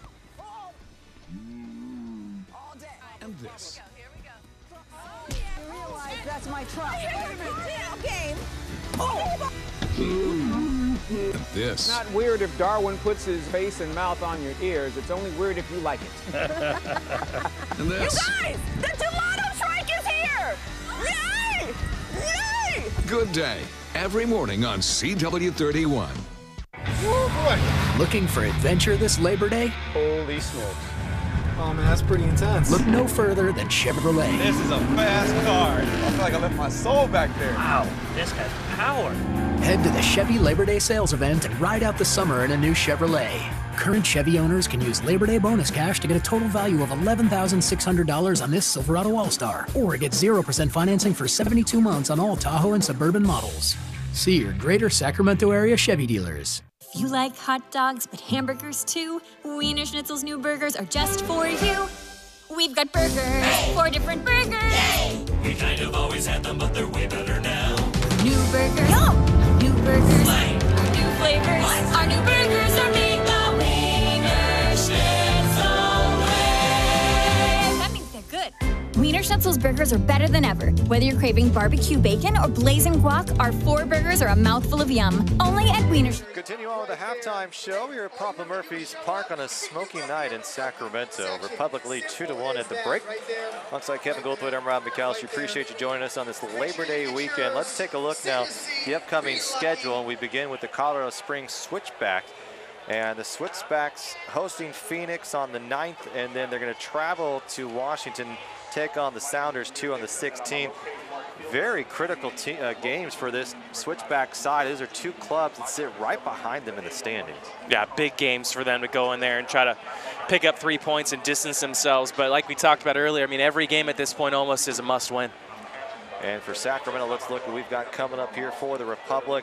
They're going to be on the road next week at Rio Grande Valley. Right now, RGV in 12th place, just 28 points. RGV, a very exciting, fun squad from a year ago. They've had some troubles here as of late. Yeah, and some big games and tough games for Sacramento coming down the stretch. You know, you have your Galaxy, always difficult to play against. Monarchs are in there as well. Orange County. So, I mean, big games for Sacramento. And almost similar to the Switchbacks. It's at this point, in my opinion, it's must win every week. Well, I think if you look at the Republic schedule here, there's no doubt there's a great opportunity to pick up 9 points here from tonight and the next 2 matches. Yeah, I mean, a big opportunity on paper. Traveling's always a bit of a difficult task, so. Let's take a look now at our USL Western Conference standings here, and no doubt about it is the team running away with the USL, but a big loss actually earlier tonight. Real Monarchs still with 55 points. They fell to San Antonio, the biggest match in the USL today. So San Antonio right nipped at the heels there in 2nd place. Reno and Swope Park, they've been in the mix. Sacramento's right there. Is Tulsa currently above them in the standings, but if Sacramento gets the win tonight, they'll have 38 points and move right back into 5th place. And still an opportunity for a home match for Sacramento, but if you're the Switchbacks, you've got to be nervous. 33 points, but you've got a couple of games ahead of the other teams. Phoenix, Seattle, Orange County, all within striking distance from overtaking that final position. Yeah, you're definitely nervous for how this is going to shake out. But even for Sacramento, I mean, I think positions 2 through 4 in the West, it's anyone, it's up for grabs where that's going to end up shaking out. Sacramento might be able to sneak in that top 4, which would be fantastic. So we'll see how that transpires here in the next few weeks. And the Red Bulls, too, the winners of the USL Championship a year ago, they are back into the Final 8 after picking up a victory this weekend as well. Well, Sacramento, as we've seen them play, Kevin, over the last couple of games, they've been playing well, and they've had opportunities, but it's just been the mental mistakes that have been the big issues for the Republic. Yeah, I think it's a lot of the small things. You know, the mental mistakes about coming out strong, starting early, being aggressive, when you score a goal, you lock things down for the next 5 minutes. Kind of those, you know, it's not schoolboy error type stuff, but it's definitely mental mistakes for these guys that they need to rectify if they want to have success or even get into the playoffs for that matter. All right, let's take a look now. And a man who also has 100 appearances for the Republic side, Emra Clementa. Congratulations to him, his third call-up with the Montenegrin men's national team. As Emra sorely missed here tonight at the center back position. Did not play in Montenegro's victory on Friday, but still a chance to play on Monday. And he'll be back early in the midweek for, I think he'll play on Tuesday, excuse me, but then he'll be back on Wednesday with the Republic. So congratulations to Emra Clementa. It's a big, big achievement for any player. So good for him. Hopefully he gets a run here in the next match and comes back fit and ready to go for the final stretch for Sacramento. Yeah, let's think about that final stretch here, Kevin, is that we're about to get ready here at Papa Murphy's Park. Both sides now back on the field. And we saw a big play from some of the guys that you wouldn't expect. Goals from and opportunities and chances created. We knew the Kavan Freighters would be there, the Caesars and Blackwood, but how about Wiesenfart and Caceres getting goals? Luke Vercolone also scoring here tonight.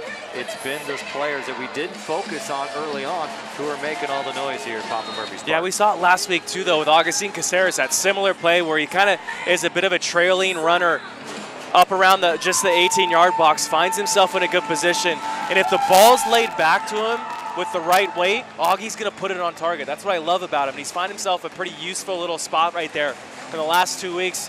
Led to a goal last week, a little tap in by Trevin Caesar, and obviously tonight a banger in that upper corner, getting on the score sheet earlier. So I like that trailing run, and Wiesenfart is a striker, needs to score goals. The first one for Sacramento here.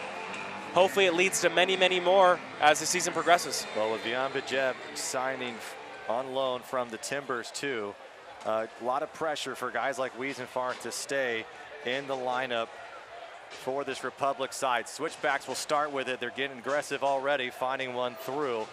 It'll be an easy play for Evan Newton, who allowed the one goal, and against on the year is just above a goal a game. So Evan Newton has played fairly well. I'd like to see Evan Newton more aggressive.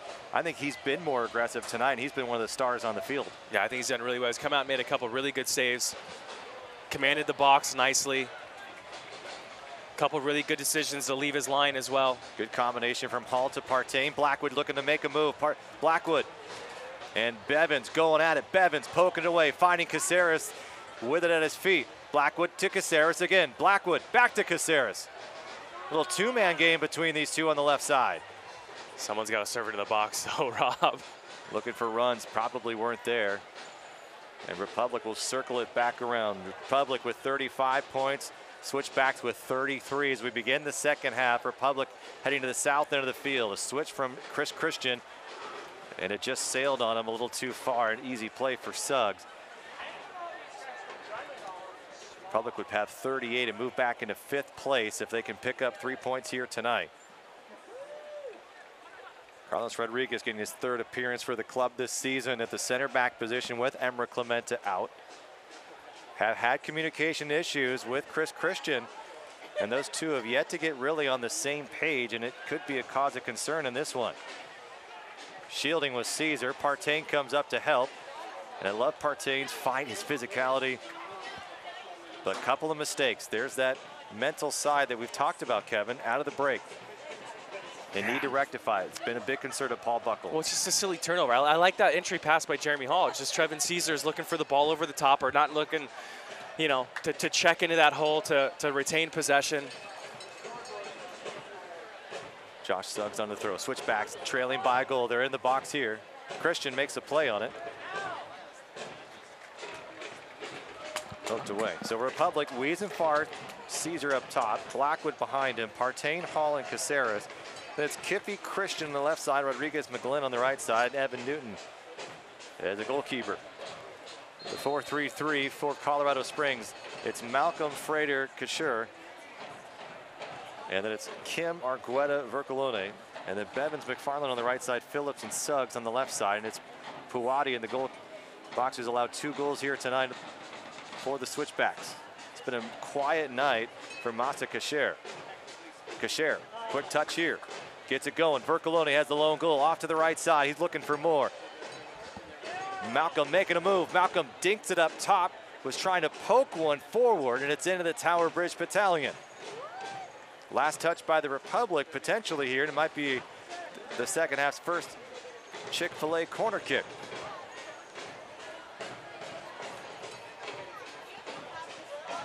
Keep an eye on number 23, Shane Malcolm. Has great pace along that right wing for this switchback side. It will be Josh Suggs, the right back, to take the in-swinger for the Switchbacks here, looking to tie it up as Sacramento leads 2-1 in the early part of the second half. Ball lofted in, back high, bouncing around right there for Argueta, punched away by the Republic. And a dangerous ball for the Switchbacks as Argueta gets to it again. Kasher off the face of Caesar. We talked about looking for Matza Kasher tonight, the 21-year-old from Canada, but it's been a quiet night for number 10. Yeah, I mean, we really haven't mentioned his name much at all. It's one of those games that just doesn't fancy maybe. I think Sacramento's done a good job of closing him down. When he gets the ball, his head's been down. One of the team leaders in chances created at 32. This ball, back post, sails on him. Looking for Suggs, can Blackwood break free? Look at the pace along there. That left side, he's looking for a teammate. Caesar's trying to catch up, as is Wiesenfart. One more touch, poked away by Phillips. And what an emergency type of defending he was put in, and Phillips comes up big for the Switchbacks. I don't know why he doesn't do that every single time. I'm sitting up here so jealous with the pace he has with the ball. Just put your head down, go, drive it into that final third, and good things typically happen. That's a good touch there. Good defending by the Switchbacks. As you could see, Puati's eyes just getting big there. He was nervous. He knew a freight train was coming his way. Republic nearly made it 3-1. Rodriguez calling for McGlynn, and McGlynn's telling him to slow it down. Right back, here come the Switchbacks. Kim. USL, one of the most prominent second division professional leagues in the world. Features some of the game's top talent, rising stars, USLsoccer.com, at USL on Twitter. Frater tumbling down. They'll play on. Caceres. Blackwood again, trying to get past Bevins. He's had success today. Coming back is Malcolm with a shove, and Blackwood breaking free. Blackwood cutting back in. Blackwood another opportunity. Blackwood too many touches, and the Switchbacks just get it out of play. Pull the trigger, Rob.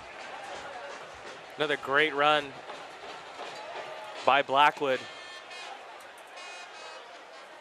Quick touch again. Kippy continues his run. Wiesenfarth was there. Puati able to get to it.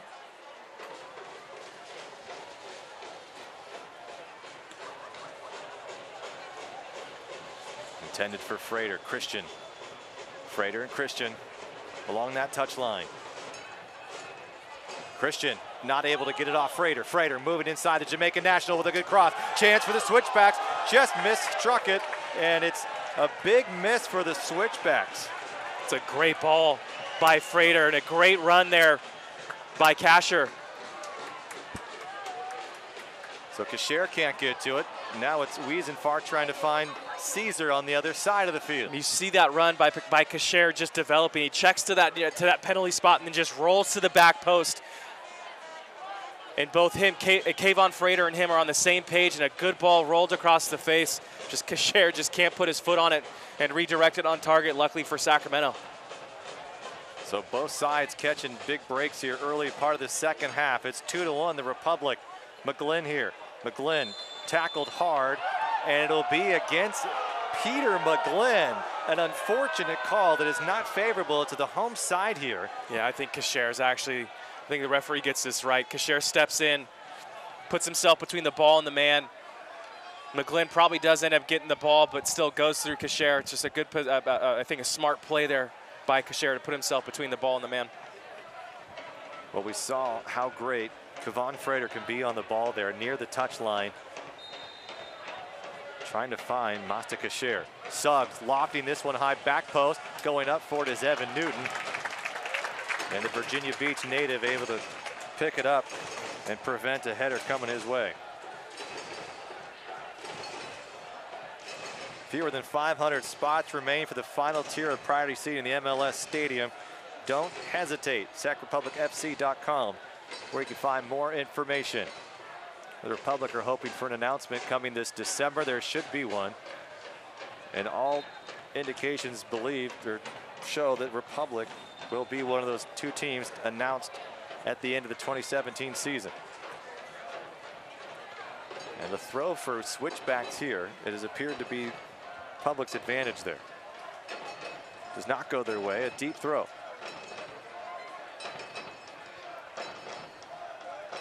Jae-Sung Kim just sends one to Evan Newton.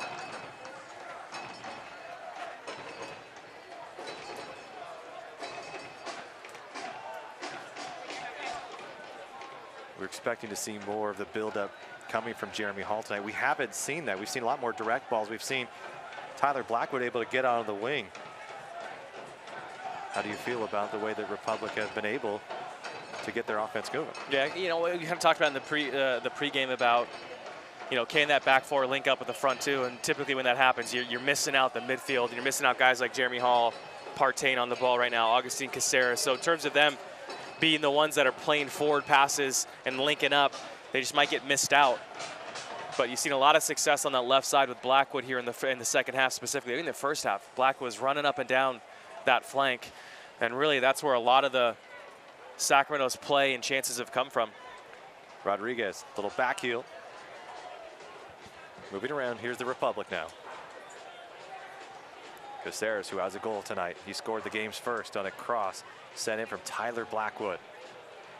Tyler Blackwood has been in the scoring play time and time again the last couple of weeks. Really playing well for this Republic side. Number 17 with 6 goals, 2 assists now. 25-year-old from the United Kingdom. It's been a good signing for this side.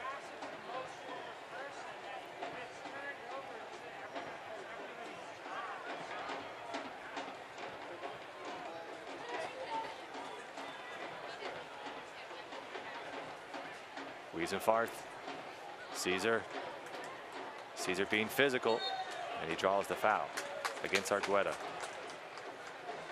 Too many touches by Caesar here. And a big shove against Partain, and Sion McFarland gets away with one. Suggs with that left foot. Cacher. Good defending by McGlynn to shut down number 10. Suggs over the top. Chance for the Switchbacks. Bercolone goes down. Rodriguez goes down as well. Still a chance. Cacher now. Cacher deep into the 18. Being defended by McGlynn. Elbow goes high. Whistle stays in the mouth. Suggs looking to his left foot. Sliding tackle. Hall.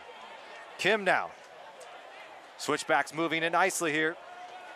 Putting the pressure on the Republic's defense here in the attacking third. Setting it back up. Ball driven well. Back post. McGlynn will watch it, and it'll curl, stay in play.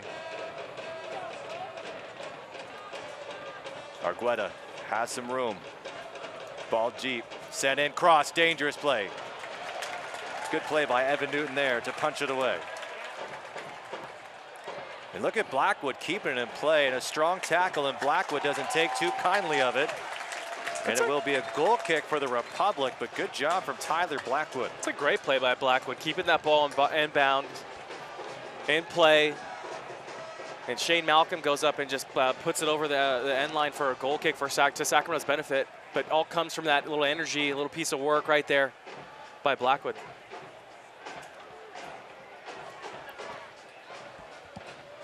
And while the Switchbacks have fallen in their last two, Steve Tritchu said he believes his team's been playing well. They just didn't finish chances against the Galaxy 2 in a game that they felt like they should have won.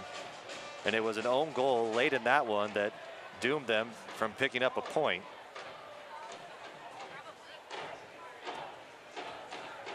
But defensive errors for both of these teams have been an issue in the last couple of weeks. The end of August has not been kind to either one of these sides. Can the Republic reverse their own fortune here and move back into 5th place? Here's Wiesenfarth, has a goal as well tonight. Finding Blackwood, or excuse me, Caesar. Blackwood's to his far left. The Trinidad and Tobago star trying to cut one over to Blackwood with a header, and it just missed the face of the goal. Blackwood almost had his 7th on the year, and it was a beauty from Caesar. You know you wanted it a little bit earlier, but you got to like the result and what it looked like there. Yeah, Caesar turning provider right there. Good little run on the back post by Blackwood. You saw me complaining up here, Rod. That ball should have gone to him a little bit earlier. But still, Caesar does a good job there. Kind of makes lemonades out of lemon, and a good effort there by Blackwood just to try to redirect it. Over the top, here's Blackwood again. He has beaten Bevins all night long. A little chip over the top. Can Blackwood get to it again? Puwadi with an unbelievable save, and that one be the save of the night as Puwadi got his hand up there. All 6'3" of the Cameroonian national just saved this one from going 3-1. It's a really good save right there, and good two good runs actually from both Wiesenfarth and Blackwood. Frater keeps it in play along the touchline. The mark is McGlynn, comes over as Hall. Frater still moving with it. Kasher. Here's Suggs. Suggs looking to go to his left foot, just outside the area, sending it in. Across is punched away. A quick throw here. Switchbacks trying to move a little bit quicker here in the second half of play. A sluggish start has them down 2-1. Bercolone has the lone goal for the Switchbacks. Boys and Old Glory Red will be back on the CW31 for a delayed broadcast on LA's against September 16th against LA Galaxy 2. Check SacRepublicFC.com for more details. We'll stream live if you're not able to make it here at Papa Murphy's Park. If you don't have tickets, make sure you get them. It's always a big one against the Galaxy 2. Here's a chance for the Switchbacks. Back post, Christian up high. Dangerous still. Switchbacks with an opportunity. Burt Blackwood able to get it away. Can spring forward as Caesar. He can't. And Kim comes down with it. Malcolm. Kasher now. Kasher with the right foot. Back post again. And 11 Newton will let it sail away. 90 degrees here at the second half of play as the Delta breeze is nowhere to be seen tonight.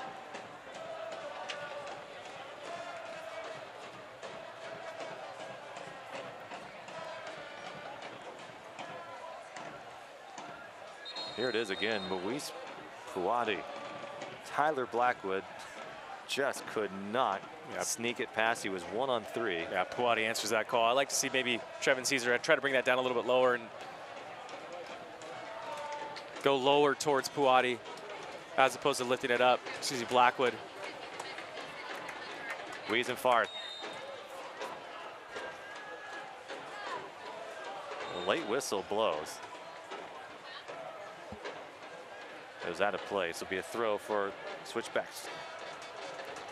Stay up to date, USL Coast to Coast, Mike Watts, Monday, 4 o'clock Pacific, Sirius XM FC. They'll also air the game of the week. USLsoccer.com for details. Here's Caceres. Beautiful cross from Blackwood, just beyond the half-hour mark, finding Caceres for the game's first goal. But Vercolone would answer back. It would not be before stoppage time in the first half of play, and a nifty move by Wiesenfarth nearly got it away from Puwadi. I like that decision by Wiesenfarth to put some pressure on Puwadi. He's looked a bit suspect and shaky. But it was in stoppage play where Caesar was able to find Wiesenfarth, and Wiesenfarth scoring his first professional goal. Makes it 2-1, and that's where we stand here in the second half of play. Matza Kasher, Suggs, the left back coming up. Lost it in. Easy play for Evan Newton. We've really seen Kasher kind of starting to step up here in the second half. The 60th minute approaches here. Substitution's probably going to be happening. Be interested to see how Paul, what his strategy and tactics are here. I think everyone looks pretty solid in terms of, you know, no real heavy legs. On a hot night like this, you've got to be concerned about your strikers and midfielders, and it appears to be Peter McGlynn. We might see him go the 90, which would be the first time this season. Did not feature on the road. Paul wanted to get him fit, ready to go. He's had those knee issues, did not want to push it, had not played in almost a year. He's looked pretty good defending tonight. Great ball here to Caesar. Caesar moving forward. Wiesenfarth to his left. Caesar cuts it back in. Who's there? Blackwood's up at the top. Blackwood with a point. Blackwood just outside the 18. Blackwood will give it a go, and it's just outside. Oh, Blackwood, man. It's one of those players, he gets the ball in these great positions. He's just got to figure out a way. You got to, you know, it's just a little bit of extra effort right there to get your chest over the ball.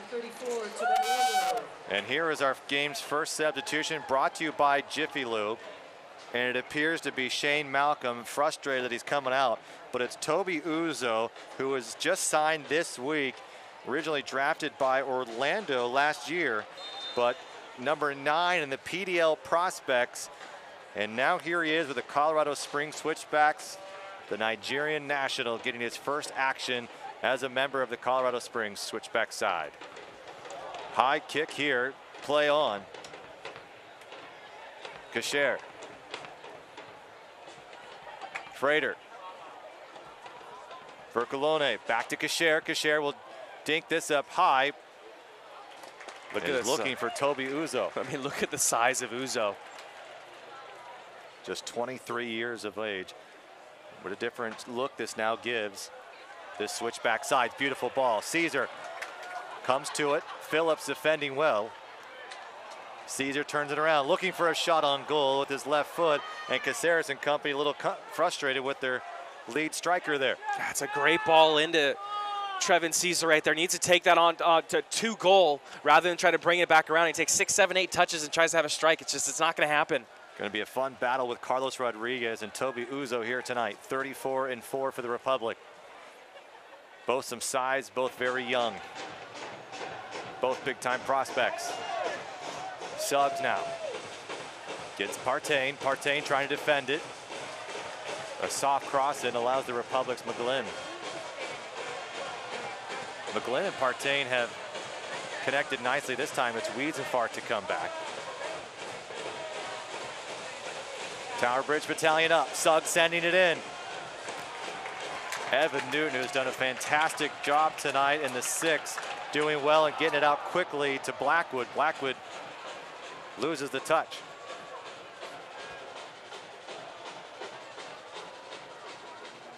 It's been a point of emphasis for Paul Buckles to get Blackwood on the run. We've seen Evan Newton find him in stride several times tonight. Yeah, I mean, just look how effective it is. Colorado Springs really has no answer for that pace over in that right side. And very few teams have. And we've seen some teams double up on Blackwood and force others to do something with it. I just feel when Blackwood figures out during the course of a game to stay as wide as he can and just utilize the flank, as soon as he starts to tuck in and tries to do a little, you know, 2-touch combination play, becomes much less effective. And tonight he's figured out, you know, stay as wide as you can and get the ball. And when you do get the ball, go. Get a good look right here. Caceres. Blackwood. Blackwood again, cuts it off, looking for a teammate. There was Partain, finds the feet of Caesar now. Caesar stumbling in the box, Caesar looking for a gap. Caesar goes down. Goal kick for Colorado Springs. If you're a season ticket holder, a reminder, renew your tickets by October 10th. That's 10/10 deadline. By renewing your seats, you'll have MLS Tier 1 priority. SacRepublicFC.com for more details. Flick on from the switchbacks. Yeah, those situations, if you're Colorado Springs, you want Uzo being the point man and having Frater run off of him. You know, utilizing Uzo's size and strength and aerial ability. But what you need to do, saw right there, just 2 guys going for the same ball. You need Kayvon Frater to run off of him in behind, hopefully. It was their first match playing together. Caesar. Wiedenfart to his right. Sacramento has an advantage. Slow to get back is Kasher. Kasher not able to get there. Wiedenfart does. Wiedenfart stays on his feet. He's into the 18. Wiedenfart looking to turn. Wiedenfart still. Partain. Caceres with a left foot. Caceres just missed it wide. Augustine Caceres saying it was last touched by Puati. And the referee, Michael Radchuk, says no, it was not. It'll be a goal kick for the Switchbacks. But another deadly strike from the midfielder, Augustine Caceres. I think Augustine's found his little niche right there. Just little cracks from 30 to 35 yards out. I didn't know left foot was a dominant foot now. Who would have thought that Augie was going to be doing this? But I think it goes back to Wiedenfart. The great hold-up play. It's not the best ball into him. kind of turns something out of nothing, and is able to lay the ball back, and it creates a chance. A good hold-up play by Wiesenfarth. I think Wiesenfarth has done that a few times. Blackwood was off to the left. Caesar couldn't find him. He led to the goal that Wilson Eshaw scored on the road against the Timbers too. Wiesenfarth hold-up play has been a bright surprise for this team who just picked him up a couple of weeks ago. Suggs out in the open field. Finding Uzo. The mark is Rodriguez. Uzo goes down. Whistle not blown. And we may see some more substitutions from both sides here as the ball moves forward. Suggs, quick shot, looking for Uzo. Uzo's size and strength matching brilliantly with Carlos Rodriguez tonight. That individual battle will be key to watch the rest of the way.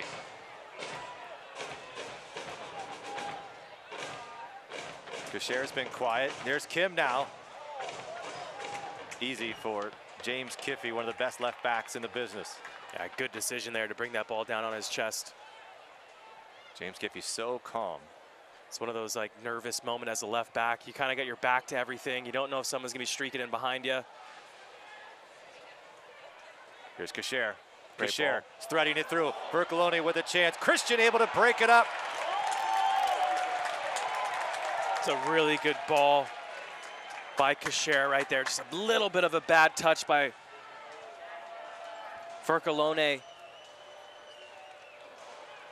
But good build-up play really by Colorado Springs right there. And now we have a substitution for both sides, and we will begin with the Republic, and making his first appearance for the Sacramento Republic is Vian Bajev, on loan from the Timbers too. 7 goals in 23 appearances, had a USL best 10 assists in 2016. Meanwhile, it's going to be Aaron King who comes in for the Switchbacks, and he will replace Tae-Song Kim.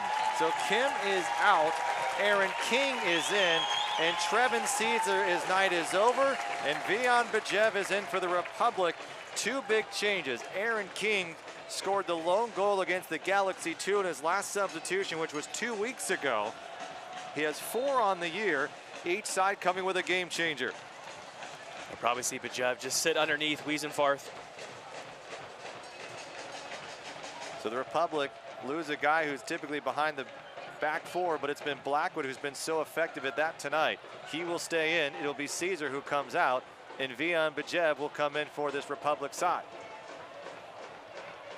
How will he work with this team in his first game action with the Republic? Frater with the left foot dribbles away, and it's going to be Evan Newton to gobble it up from Uzo. You know, I like that substitution, bringing out Trevin Caesar. I think Trevin Caesar, you're definitely going to miss that pace and behind, but I think a lot of the build-up, a lot of Sacramento's attacks kind of been slowed down when the ball was at Trevin Caesar's feet for the last 10 or 15 minutes. And get more of a playmaker in there who can move the ball a little quicker, make better decisions. I think it's a good decision by Paul. Let's just see if Bajev can link up and get himself on the ball here in that final third.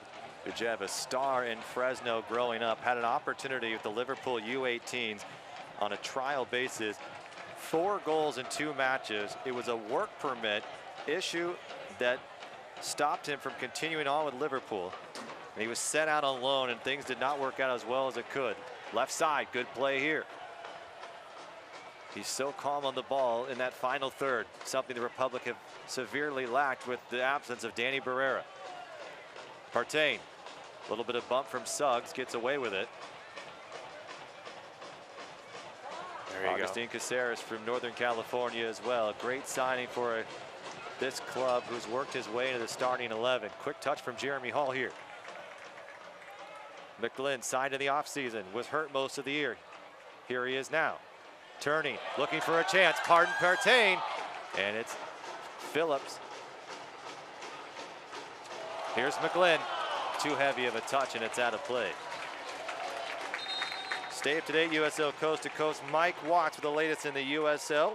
4 o'clock Pacific, Sirius XM on Mondays, channel 85. Don't forget, they'll also air the USL Game of the Week, USLsoccer.com. See McGlynn getting a talking to here. This is frustrating as a player too. You're trying to get back and get your shoulders right. You got Hayden Partain going back, defending for you, but the referee needs to know you gotta let the guy get back. I mean, it's a huge advantage. So Partain will become the right back for the moment. McGlynn will stay in the left field. Carlos Rodriguez comes all the way up, a little bit of a danger, and now it's Christian and company who have to get it back. Jeremy Hall will be the one to cover. Kasher sends one in. A chance for the Switchbacks. It's Vercolone. Saved by Evan Newton. Still dangerous play. Uzo with a look. Uzo goes down to the box. They'll play on. And Sacramento has broken free here. And a big defensive stop here, and what could have been a big goal for the Switchbacks to tie it. I tell you what, there's a lot to talk about right there. That ball gets sent in because you got Hayden Partain and Carlos Rodriguez, your outside right back, essentially Partain, because McGlynn can't get back because he's talking to the referee. They're going for the same ball. And a wonderful save there by Evan Newton, by the way. And probably a penalty after that. Uzo, I'm not sure exactly who was coming diving in for Sacramento, but fortunately for Sacramento, able to get out of that with no damage. Carlos Rodriguez getting beat again, and Newton has to come up. And he finds the feet of Wiesenfarth. Wiesenfarth with what could be the game-deciding goal right now, as Carlos Rodriguez is still out on the turf here, and the Republic are calling for a stoppage in play, and they'll get it. It looks like Carlos Rodriguez might be cramping up. Now the options for Paul Buckle here, if Rodriguez cannot continue, would be Jeremy Hall to slide back, and we'd likely see someone enter the midfield, and it could be Elliot Horde, and we see McGlynn possibly moving back up. That Carlos Rodriguez looking like he's cramping up. I mean, going back to that last stretch right there, it's just Carlos Rodriguez not communicating with Hayden Partain, both guys going for the ball, and it's a great example of why you don't want two of your back four players going for the same ball and committing yourselves completely. There's no cover, and all of a sudden opens up that left flank massively. Colorado Springs is able to expose that, getting behind. And like I said a minute ago too, still fortunate for Sacramento to come away with nothing right there, but also a really good save by Evan Newton, your goalkeeper, keeping you in the game. Standing up, making himself big. 1v1 with 6 yards out. Evan Newton, you can make a case, has been the best player on the field tonight. He's made two really good saves tonight, keeping his team in this match. Came out, and also I think in the first half, left his line and came off his line at the right time. Was able to kind of squash an attack or a counterattack coming out. So a good piece of play and good decisions by Evan Newton. Not just the saves he's making, but good decisions as a goalkeeper tonight. So Rodriguez will slowly make his way to the sideline here. Whether or not he'll stay in is still to be determined. Yeah, it'll be interesting to see what kind of substitutions being made here. As Paul's having a conversation. And we talked about the fiery side of Paul Buckle, and he is a guy that when we talk to him each and every week, typically calm, doesn't tend to panic. He was, I would say, fired up this week, to put it mildly. I don't think we've seen that much frustration from him, and it wasn't because he doesn't believe the guys are playing well. He believes they've made really bad mental mistakes that he said just you can't. No, that can't be acceptable. No, it's not acceptable, and really, I mean, they kind of put the players under pressure a little bit. I think he called out a few guys, you know, and he was definitely animated, to say the least. Well, we have our second substitution by the Republic tonight. Bijev goes in first. Carlos Rodriguez is out. Jeremy Hall will likely slide back. But now the Republic adding some pace, and Gabe Gissy, as we'll see Caceres move in more of a defensive midfield position. Gabe Gissy out on that right wing. We might even see them come down now more of a 4-4-2 with Caceres and Partain in the middle and Tyler Blackwood out to the left side. Yeah, you never like to see your center back cramping up in the 70th minute, 75th minute. Granted, it's 100 degrees, really hot night out. And lack of playing time this year, only his third appearance for Yeah, Sacramento. you know, I think at this point in the season, he's been back in the squad for the last month. You know, fitness really shouldn't be an issue, in my opinion. And he's still 19 years of age. Here's Blackwood, has been good on that left side. Blackwood, who attended USF in Southern Florida. Gissy with his first touch of the night. Gissy, so much young talent himself, sends a good cross in, a diving save. And a beauty of one by Fuadi. And we talk about the athleticism. The coaches love his potential and his ability. And we've seen it on display here tonight. Outstretched, making a couple big plays. And even some like that one, he probably didn't need to. It's consistency, though. I mean, look at what the second goal for Sacramento, or excuse me, the first goal for Sacramento. Look at Blackwood moving here. Sion McFarland, Uzo, Bercolone. Bercolone has the lone goal tonight. A mistake here in the midfield gives a chance to Bijev and the Republic. Going back to Bijev, we talked about he had a performance with Liverpool U18s and a great opportunity for an American-born player from the Central Valley. And he's got a great play here working with Wiesenfart. Wiesenfart dancing with it. Wiesenfart finding Bijev. Bijev gets it caught up, and it's Josh Phillips. Phillips has played well tonight. He's had a couple really good tackles. Good one-on-one defender. So when Bijev went back to Liverpool after being sent on loan across Europe, different manager, different coaching staff at the academy levels, and it just wasn't the fit anymore. Came back to Fresno after playing in Serbia for a little bit. Really had nowhere to go, and the Timbers too took a big chance on him, and here he is tonight on loan with the Republic. Another substitution now for Sacramento is Matt Wiesenfart's night is over. He'll leave with his first professional goal. The Jesuit high school alum who starred for Burlingame in the Sacramento goal just a few months ago, getting his first goal with the Republic here tonight, and it could be a game winner. Now it's the youngster, or excuse me, the veteran, Sammy Ochoa, the 31-year-old from Riverside, California, into this match. 5 goals, 5 assists, and probably the best holding striker on this club. How will Bijev and Ochoa combine tonight will be a big question here in the final 10 minutes or so. Bijev got Gissy. Phillips has done a nice job defending as well tonight. Ochoa finding Blackwood. Kiffey overlapping. Kiffey along that touch line.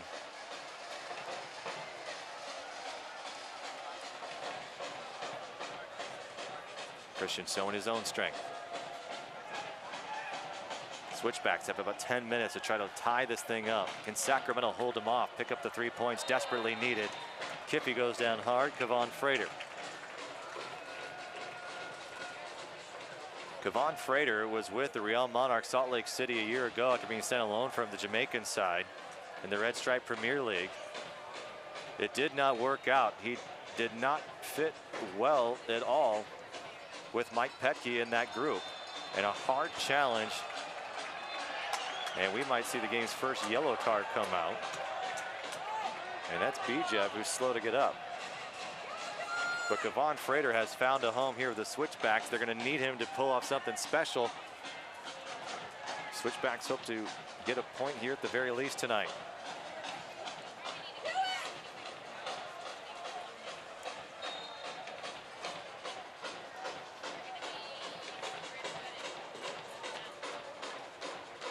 Gissy. That'd be a throw over the Republic. Josh Phillips, the 25-year-old from Seattle, not able to get to it. 26 appearance for Josh Phillips, one of the other players to play all 26 of these matches in USL play for the Switchback side. Ochoa, his first touch. Ochoa cutting it back to Gissy, offside.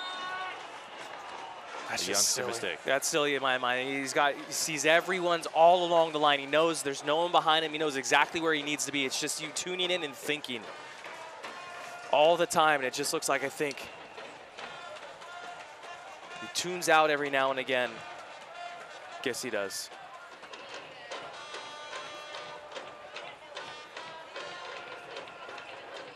So much raw talent.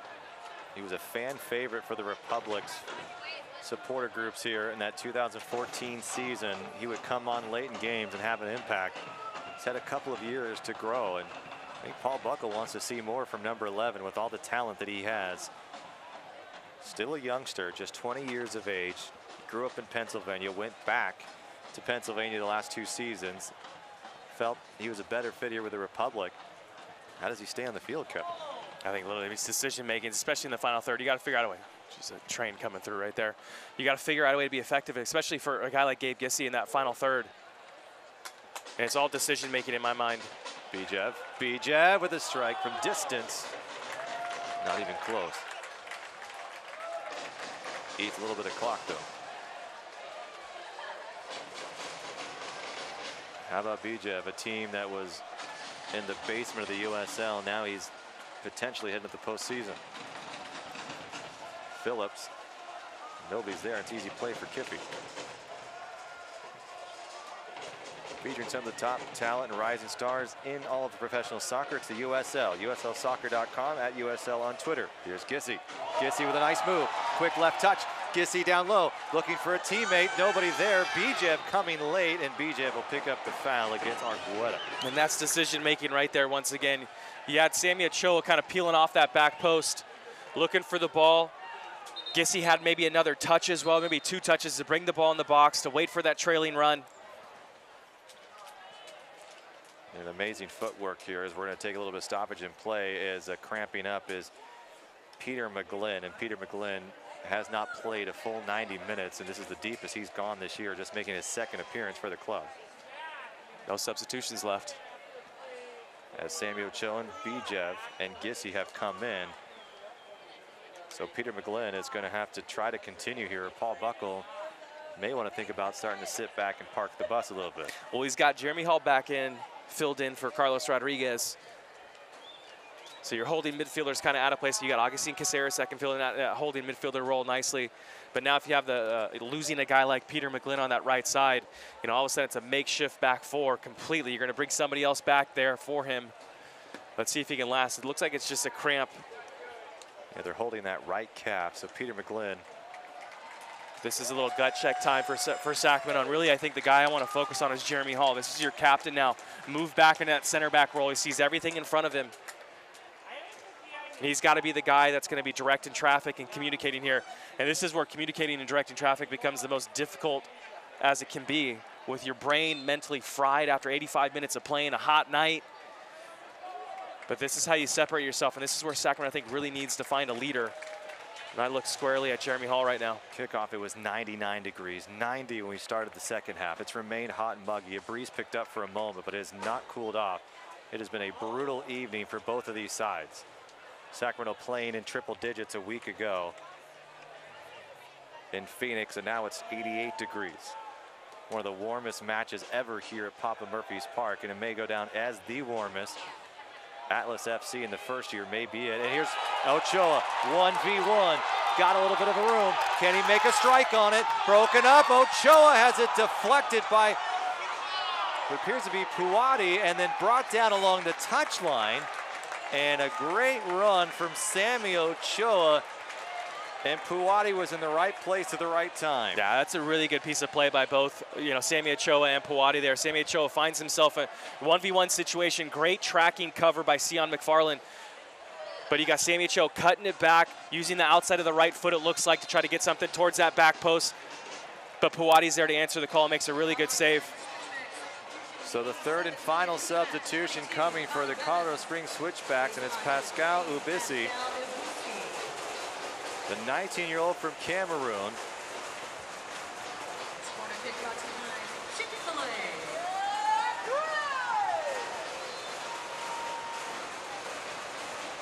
And he's in for Connor Bevins. So Connor Bevins' night is over. And the 19-year-old athletic 6'4" Ibusi is in. Back post for the Republic. Ochoa nearly scored an emergency defending along that post. Coming up big is Kacher.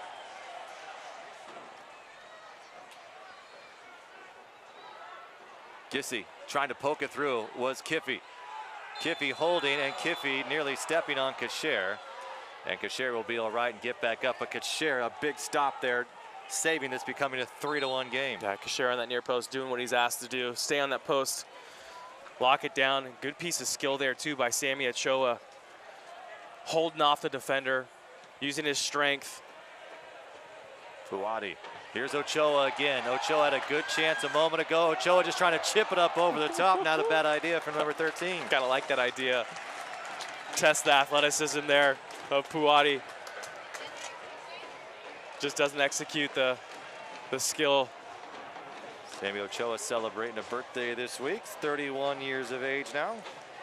Happy birthday to him, along with Dominic Jakubek. turning 38 years of age, the backup goalkeeper for Sacramento. Buati slipping and falling, but switchbacks. And a foul is called against Christian to eat this clock up a bit. Man, you've got also Josh Phillips here. Looks like he's struggling for Colorado Springs. No more substitutions for either side. Each has used all three. Nike, the official sponsor of the USL. For more information, visit nikesoccer.com. How much extra time will we see here tonight? Ball lofted in. Bijev can't get to it. Christian finally does, and it'll be Ochoa to pop it up. Under it, Caceres. Caceres with the first goal tonight. Across from Blackwood. Bercolone answered 2 minutes later. Now can the Republic add one more? Here's Caceres, can he add a brace? Looking for Gissy, popped away, Bijev looking for some room, and Bijev nearly slots it home. Vian Bijev wanted an appearance and a first showing for the Republic. That would have been. They get a goal on his debut. I like the decision, though, by Bijev. Another chance for Sacramento to go here. They've got opportunities onside Ochoa, 1v1. Suggs right there. Ochoa going down, and he's met into the arms of Puati. How about Sammy Ochoa? Found himself in a bit of the doghouse and have personnel changes, but he has put on a show here tonight and maybe earning himself some more minutes. Trying to stay on side. Bijev and Ochoa link it up nicely tonight. Good switch here to Blackwood. Good decision by Bijev. Tower Bridge Battalion up. The fans trying to stay cool with the fans handed out tonight. The Republic trying to hang on for a win here in the final moments of Papa Murphy's Park. The cheer of Sacramento coming loudly from the north end. Partain a little bit dangerous to Hall. Hall slips. Uzo with an opportunity. Uzo, and he nearly tied the game. That's just silly by Sacramento. They've got to be better. Hayden Partain, what are you doing with the ball? Be smart. Get it out of there. Go to the final third. Work in that end. Another great save by Evan Newton, by the way, keeping his team in the match. And an unbelievable 5 minutes of stoppage time added here. Gilmore Services stoppage time when you need a dependable HVAC company in the capital city. You know who to call, Gilmore Heating and Air. Switchbacks, Kasher, deep post. Good opportunity, sending it in, and they've just tied it 2-2. And it's Ibo Isi who just made this a 2-2 game in stoppage time. An unbelievable breakdown from the Republic, and the fans nearly disgusted here at Papa Murphy's Park. That just comes from that poor play. There's no way there should even be a corner kick happening in that position. At this point in the game, it's just silly decisions with the ball. I think it's a really fortunate, lucky goal for Colorado Springs. Doesn't look like he comes across with the most cleanest of headers. Busi there, and it just, the arch of the ball just out of the reach of Evan Newton, trickles into the back of the net. The mental mistakes will doom this team, Kevin, if they cannot figure this out here. Can they get the 3 points back? It's evaporated. They hold on. It'll be one. They just went from having the 5th place position in the Western Conference to remaining in 6th place and giving life to the Switchbacks.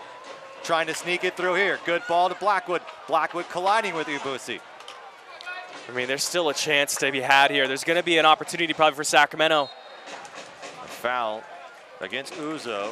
The way Colorado Springs have been defending here for the last 15 minutes, there's got to be an opportunity for Sacramento. Let's just see how Sacramento reacts now. How do you respond?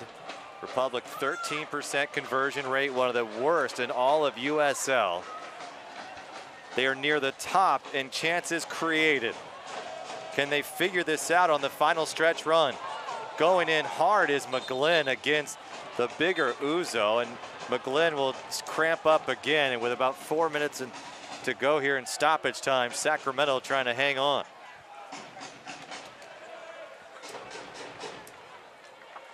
Fans have gone silent here at Papa Murphy's Park. Just in shock after that corner kick goal. It has tied this at 2-2 in stoppage time. McGlynn, can they move something forward here? Good shielding here by Ochoa. Ochoa's been a bright spot in the substitutions. He's made a big difference, but it's the switchback substitution at Ubisi who has scored the game-tying goal here, and McGlynn still having issues along the touchline. Then get the ball out of your hands if you're McGlynn. If you're struggling, get the ball out of there. He's looking downfield, going to loft it high, and a silly play as it gives Argueta, and now Gissy goes down. Oh, Gissy still staying on his feet. Gissy still fighting, and a foul is called against Verkalona. Now tempo if you're Sacramento. Get the ball moving. Get it on Bajev's foot. Quick start here. Late game heroics. Sacramento fans are calling for it for the Republic. Gissy moving forward.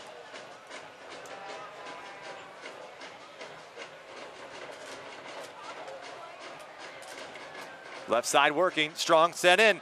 Ochoa looking for a quick flick on. Sacramento hoping to retain possession. Jeremy Hall dangerously comes up as he's one man left. Great ball. Left side, Kiffey. One of the best at switching is Jeremy Hall. He does it here nicely. Frater and Giffey going at it. Well defended. Springs looking to counter. To the right side.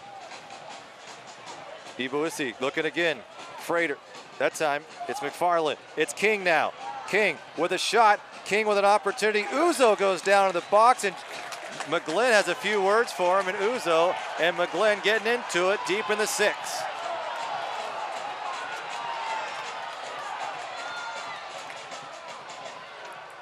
Swirling ball by Evan Newton. Little push in the back won't be called. And McGlynn will throw here near the Republic bench.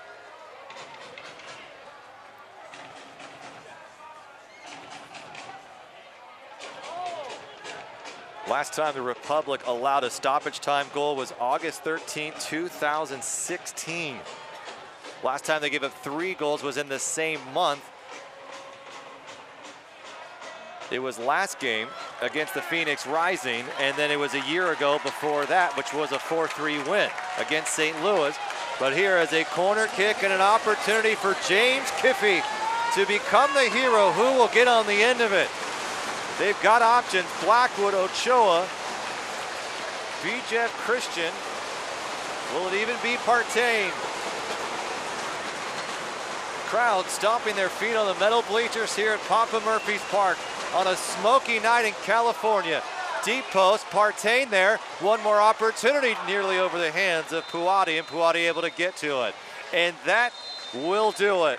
So this one will go in the books as a 2-2 draw. A disappointing 1 point for Sacramento. It was a hot night. It looked like 3 points.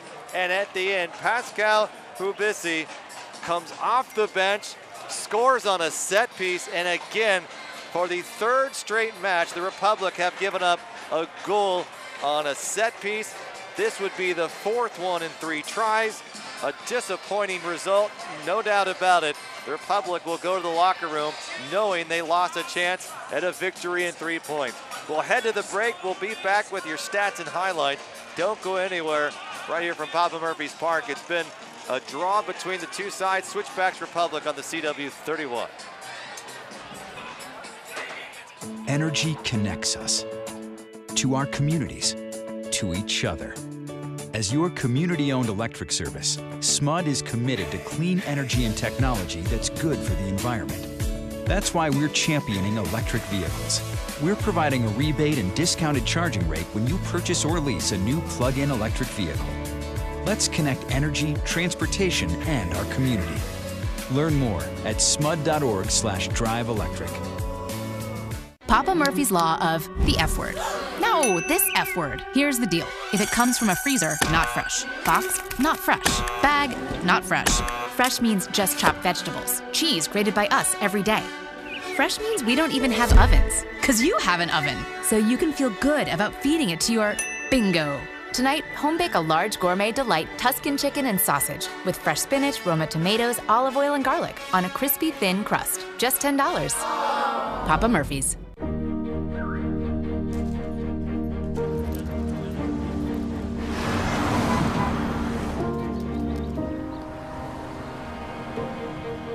Come on.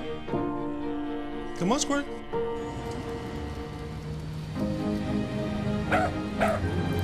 Whatever your financial goals are, a U.S. Bank Wealth Management Advisor can help make them a reality. Talk to one today.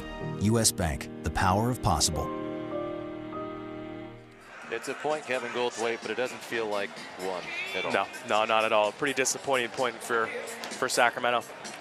2-2 draw here between these two sides. Let's take a look at our full-time highlights brought to you by Northern California Honda dealers. And man, both sides came out trying to feel each other out, trying to be the aggressor on each side. Finally would be Sacramento would break through, and it would be a chance for the Republic. It's Augustine Caceres from Tyler Blackwood, a beautiful cross in it. Yeah, it's a great little play by Blackwood, driving down that left flank. He had his way all night with that Colorado's right side, and a good little layoff there with great tempo, a great pace on that ball, good weight of the pass back to Augie, and Augie just smashes it with his left foot in that upper corner. A good little piece of skill there by Augustine Caceres. But disappointing, not a minute later, it would be former captain Luke Bertolone, the 35-year-old, for the Switchbacks.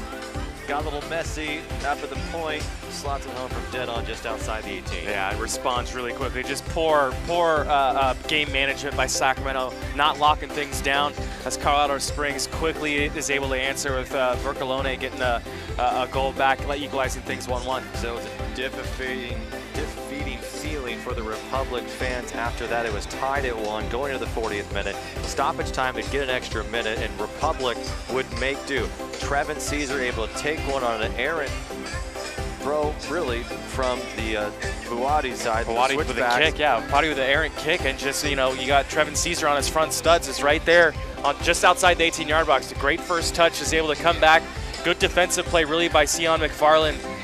But a smart play, a nice little back heel by Trevin Caesar finds Wiesenfarth, and Wiesenfarth is just coolly just slots the ball. And that's what I like about Wiesenfarth. And then so Wiesenfarth makes it 2-1. Republic feeling pretty good. They had chances after chance. And then on the set piece, you start to think they're unraveling, and Pascal Ubisi comes in, first goal. 19 years of age, his first professional goal, and it's for a point. Yeah, this is after probably 3 or 4 really good looks by Sacramento to go up 3-1, and just kind of game management once again. In extra time, you've got Colorado Springs equalizing things, and like you said before, I mean, it's a point, yes, but still it feels like a loss tonight. 2 points dropped definitely for Sacramento. 36 points now for Sacramento, 34 for the Colorado Springs Switchbacks. Let's take a look now at our final stats, 2-2. Republic dominating possession. They had more chances than we saw from the opponent's side here, 17-12 in terms of shots taken, but it's pretty even in terms of opportunities deep into the 6th. A couple of big saves from both goalkeepers tonight and keeping this one a 2-2 match. But now, Kevin, for the 4th straight match, Sacramento has given up at least 2 goals. That's going to be very concerning for Paul Buckle. Very concerning going into playoffs. If you look at trends, right, Sacramento's had that good run of form for 7 games, but now we're trending in the wrong direction. And something's got to happen, and someone's got to figure out a way to right this ship. And let's take a look at our Papa Murphy's man of the match. Man of the match for me was Augustine Caceres tonight with that great finish, that great strike. And you see Augie do it again last week, set up the goal for Trevin Caesar, and he finds himself in this good position. I think Augie should be pretty motivated now to get himself involved as that second kind of striker, that second wave of runners coming up, and just stay outside the box and look for strikes as he's got that left foot. He does such a good job. Well, let's take a look now at our Zoom image of the match, and it was a feel-good moment here, but it would not last for the Republic as they dropped a goal late. It goes to 2-2. So coming up, next match is September 9th. That is next Saturday at RGV, South Texas, 5:30 Pacific time. That will not be on CW31. It will be live streamed, but it will not be Kevin and I, so we're getting a weekend off, I guess. So you will not hear us on the call for that. So we appreciate you stopping by for this one on the Labor Day weekend, and a tough one from the Republic. I want to thank our entire crew behind the scenes, our stage director, Cynthia Rios. For my partner, Kevin Goldthwait, I'm Rob McAllister. A hot and steamy night, which started at 99 degrees. It was a fun one on the pitch until those final moments for Republic fans, as this one is a point for both sides. 2-2 here from Papa Murphy's Park. So long, everybody. Have a great 3-day weekend. We'll see you in a couple of weeks.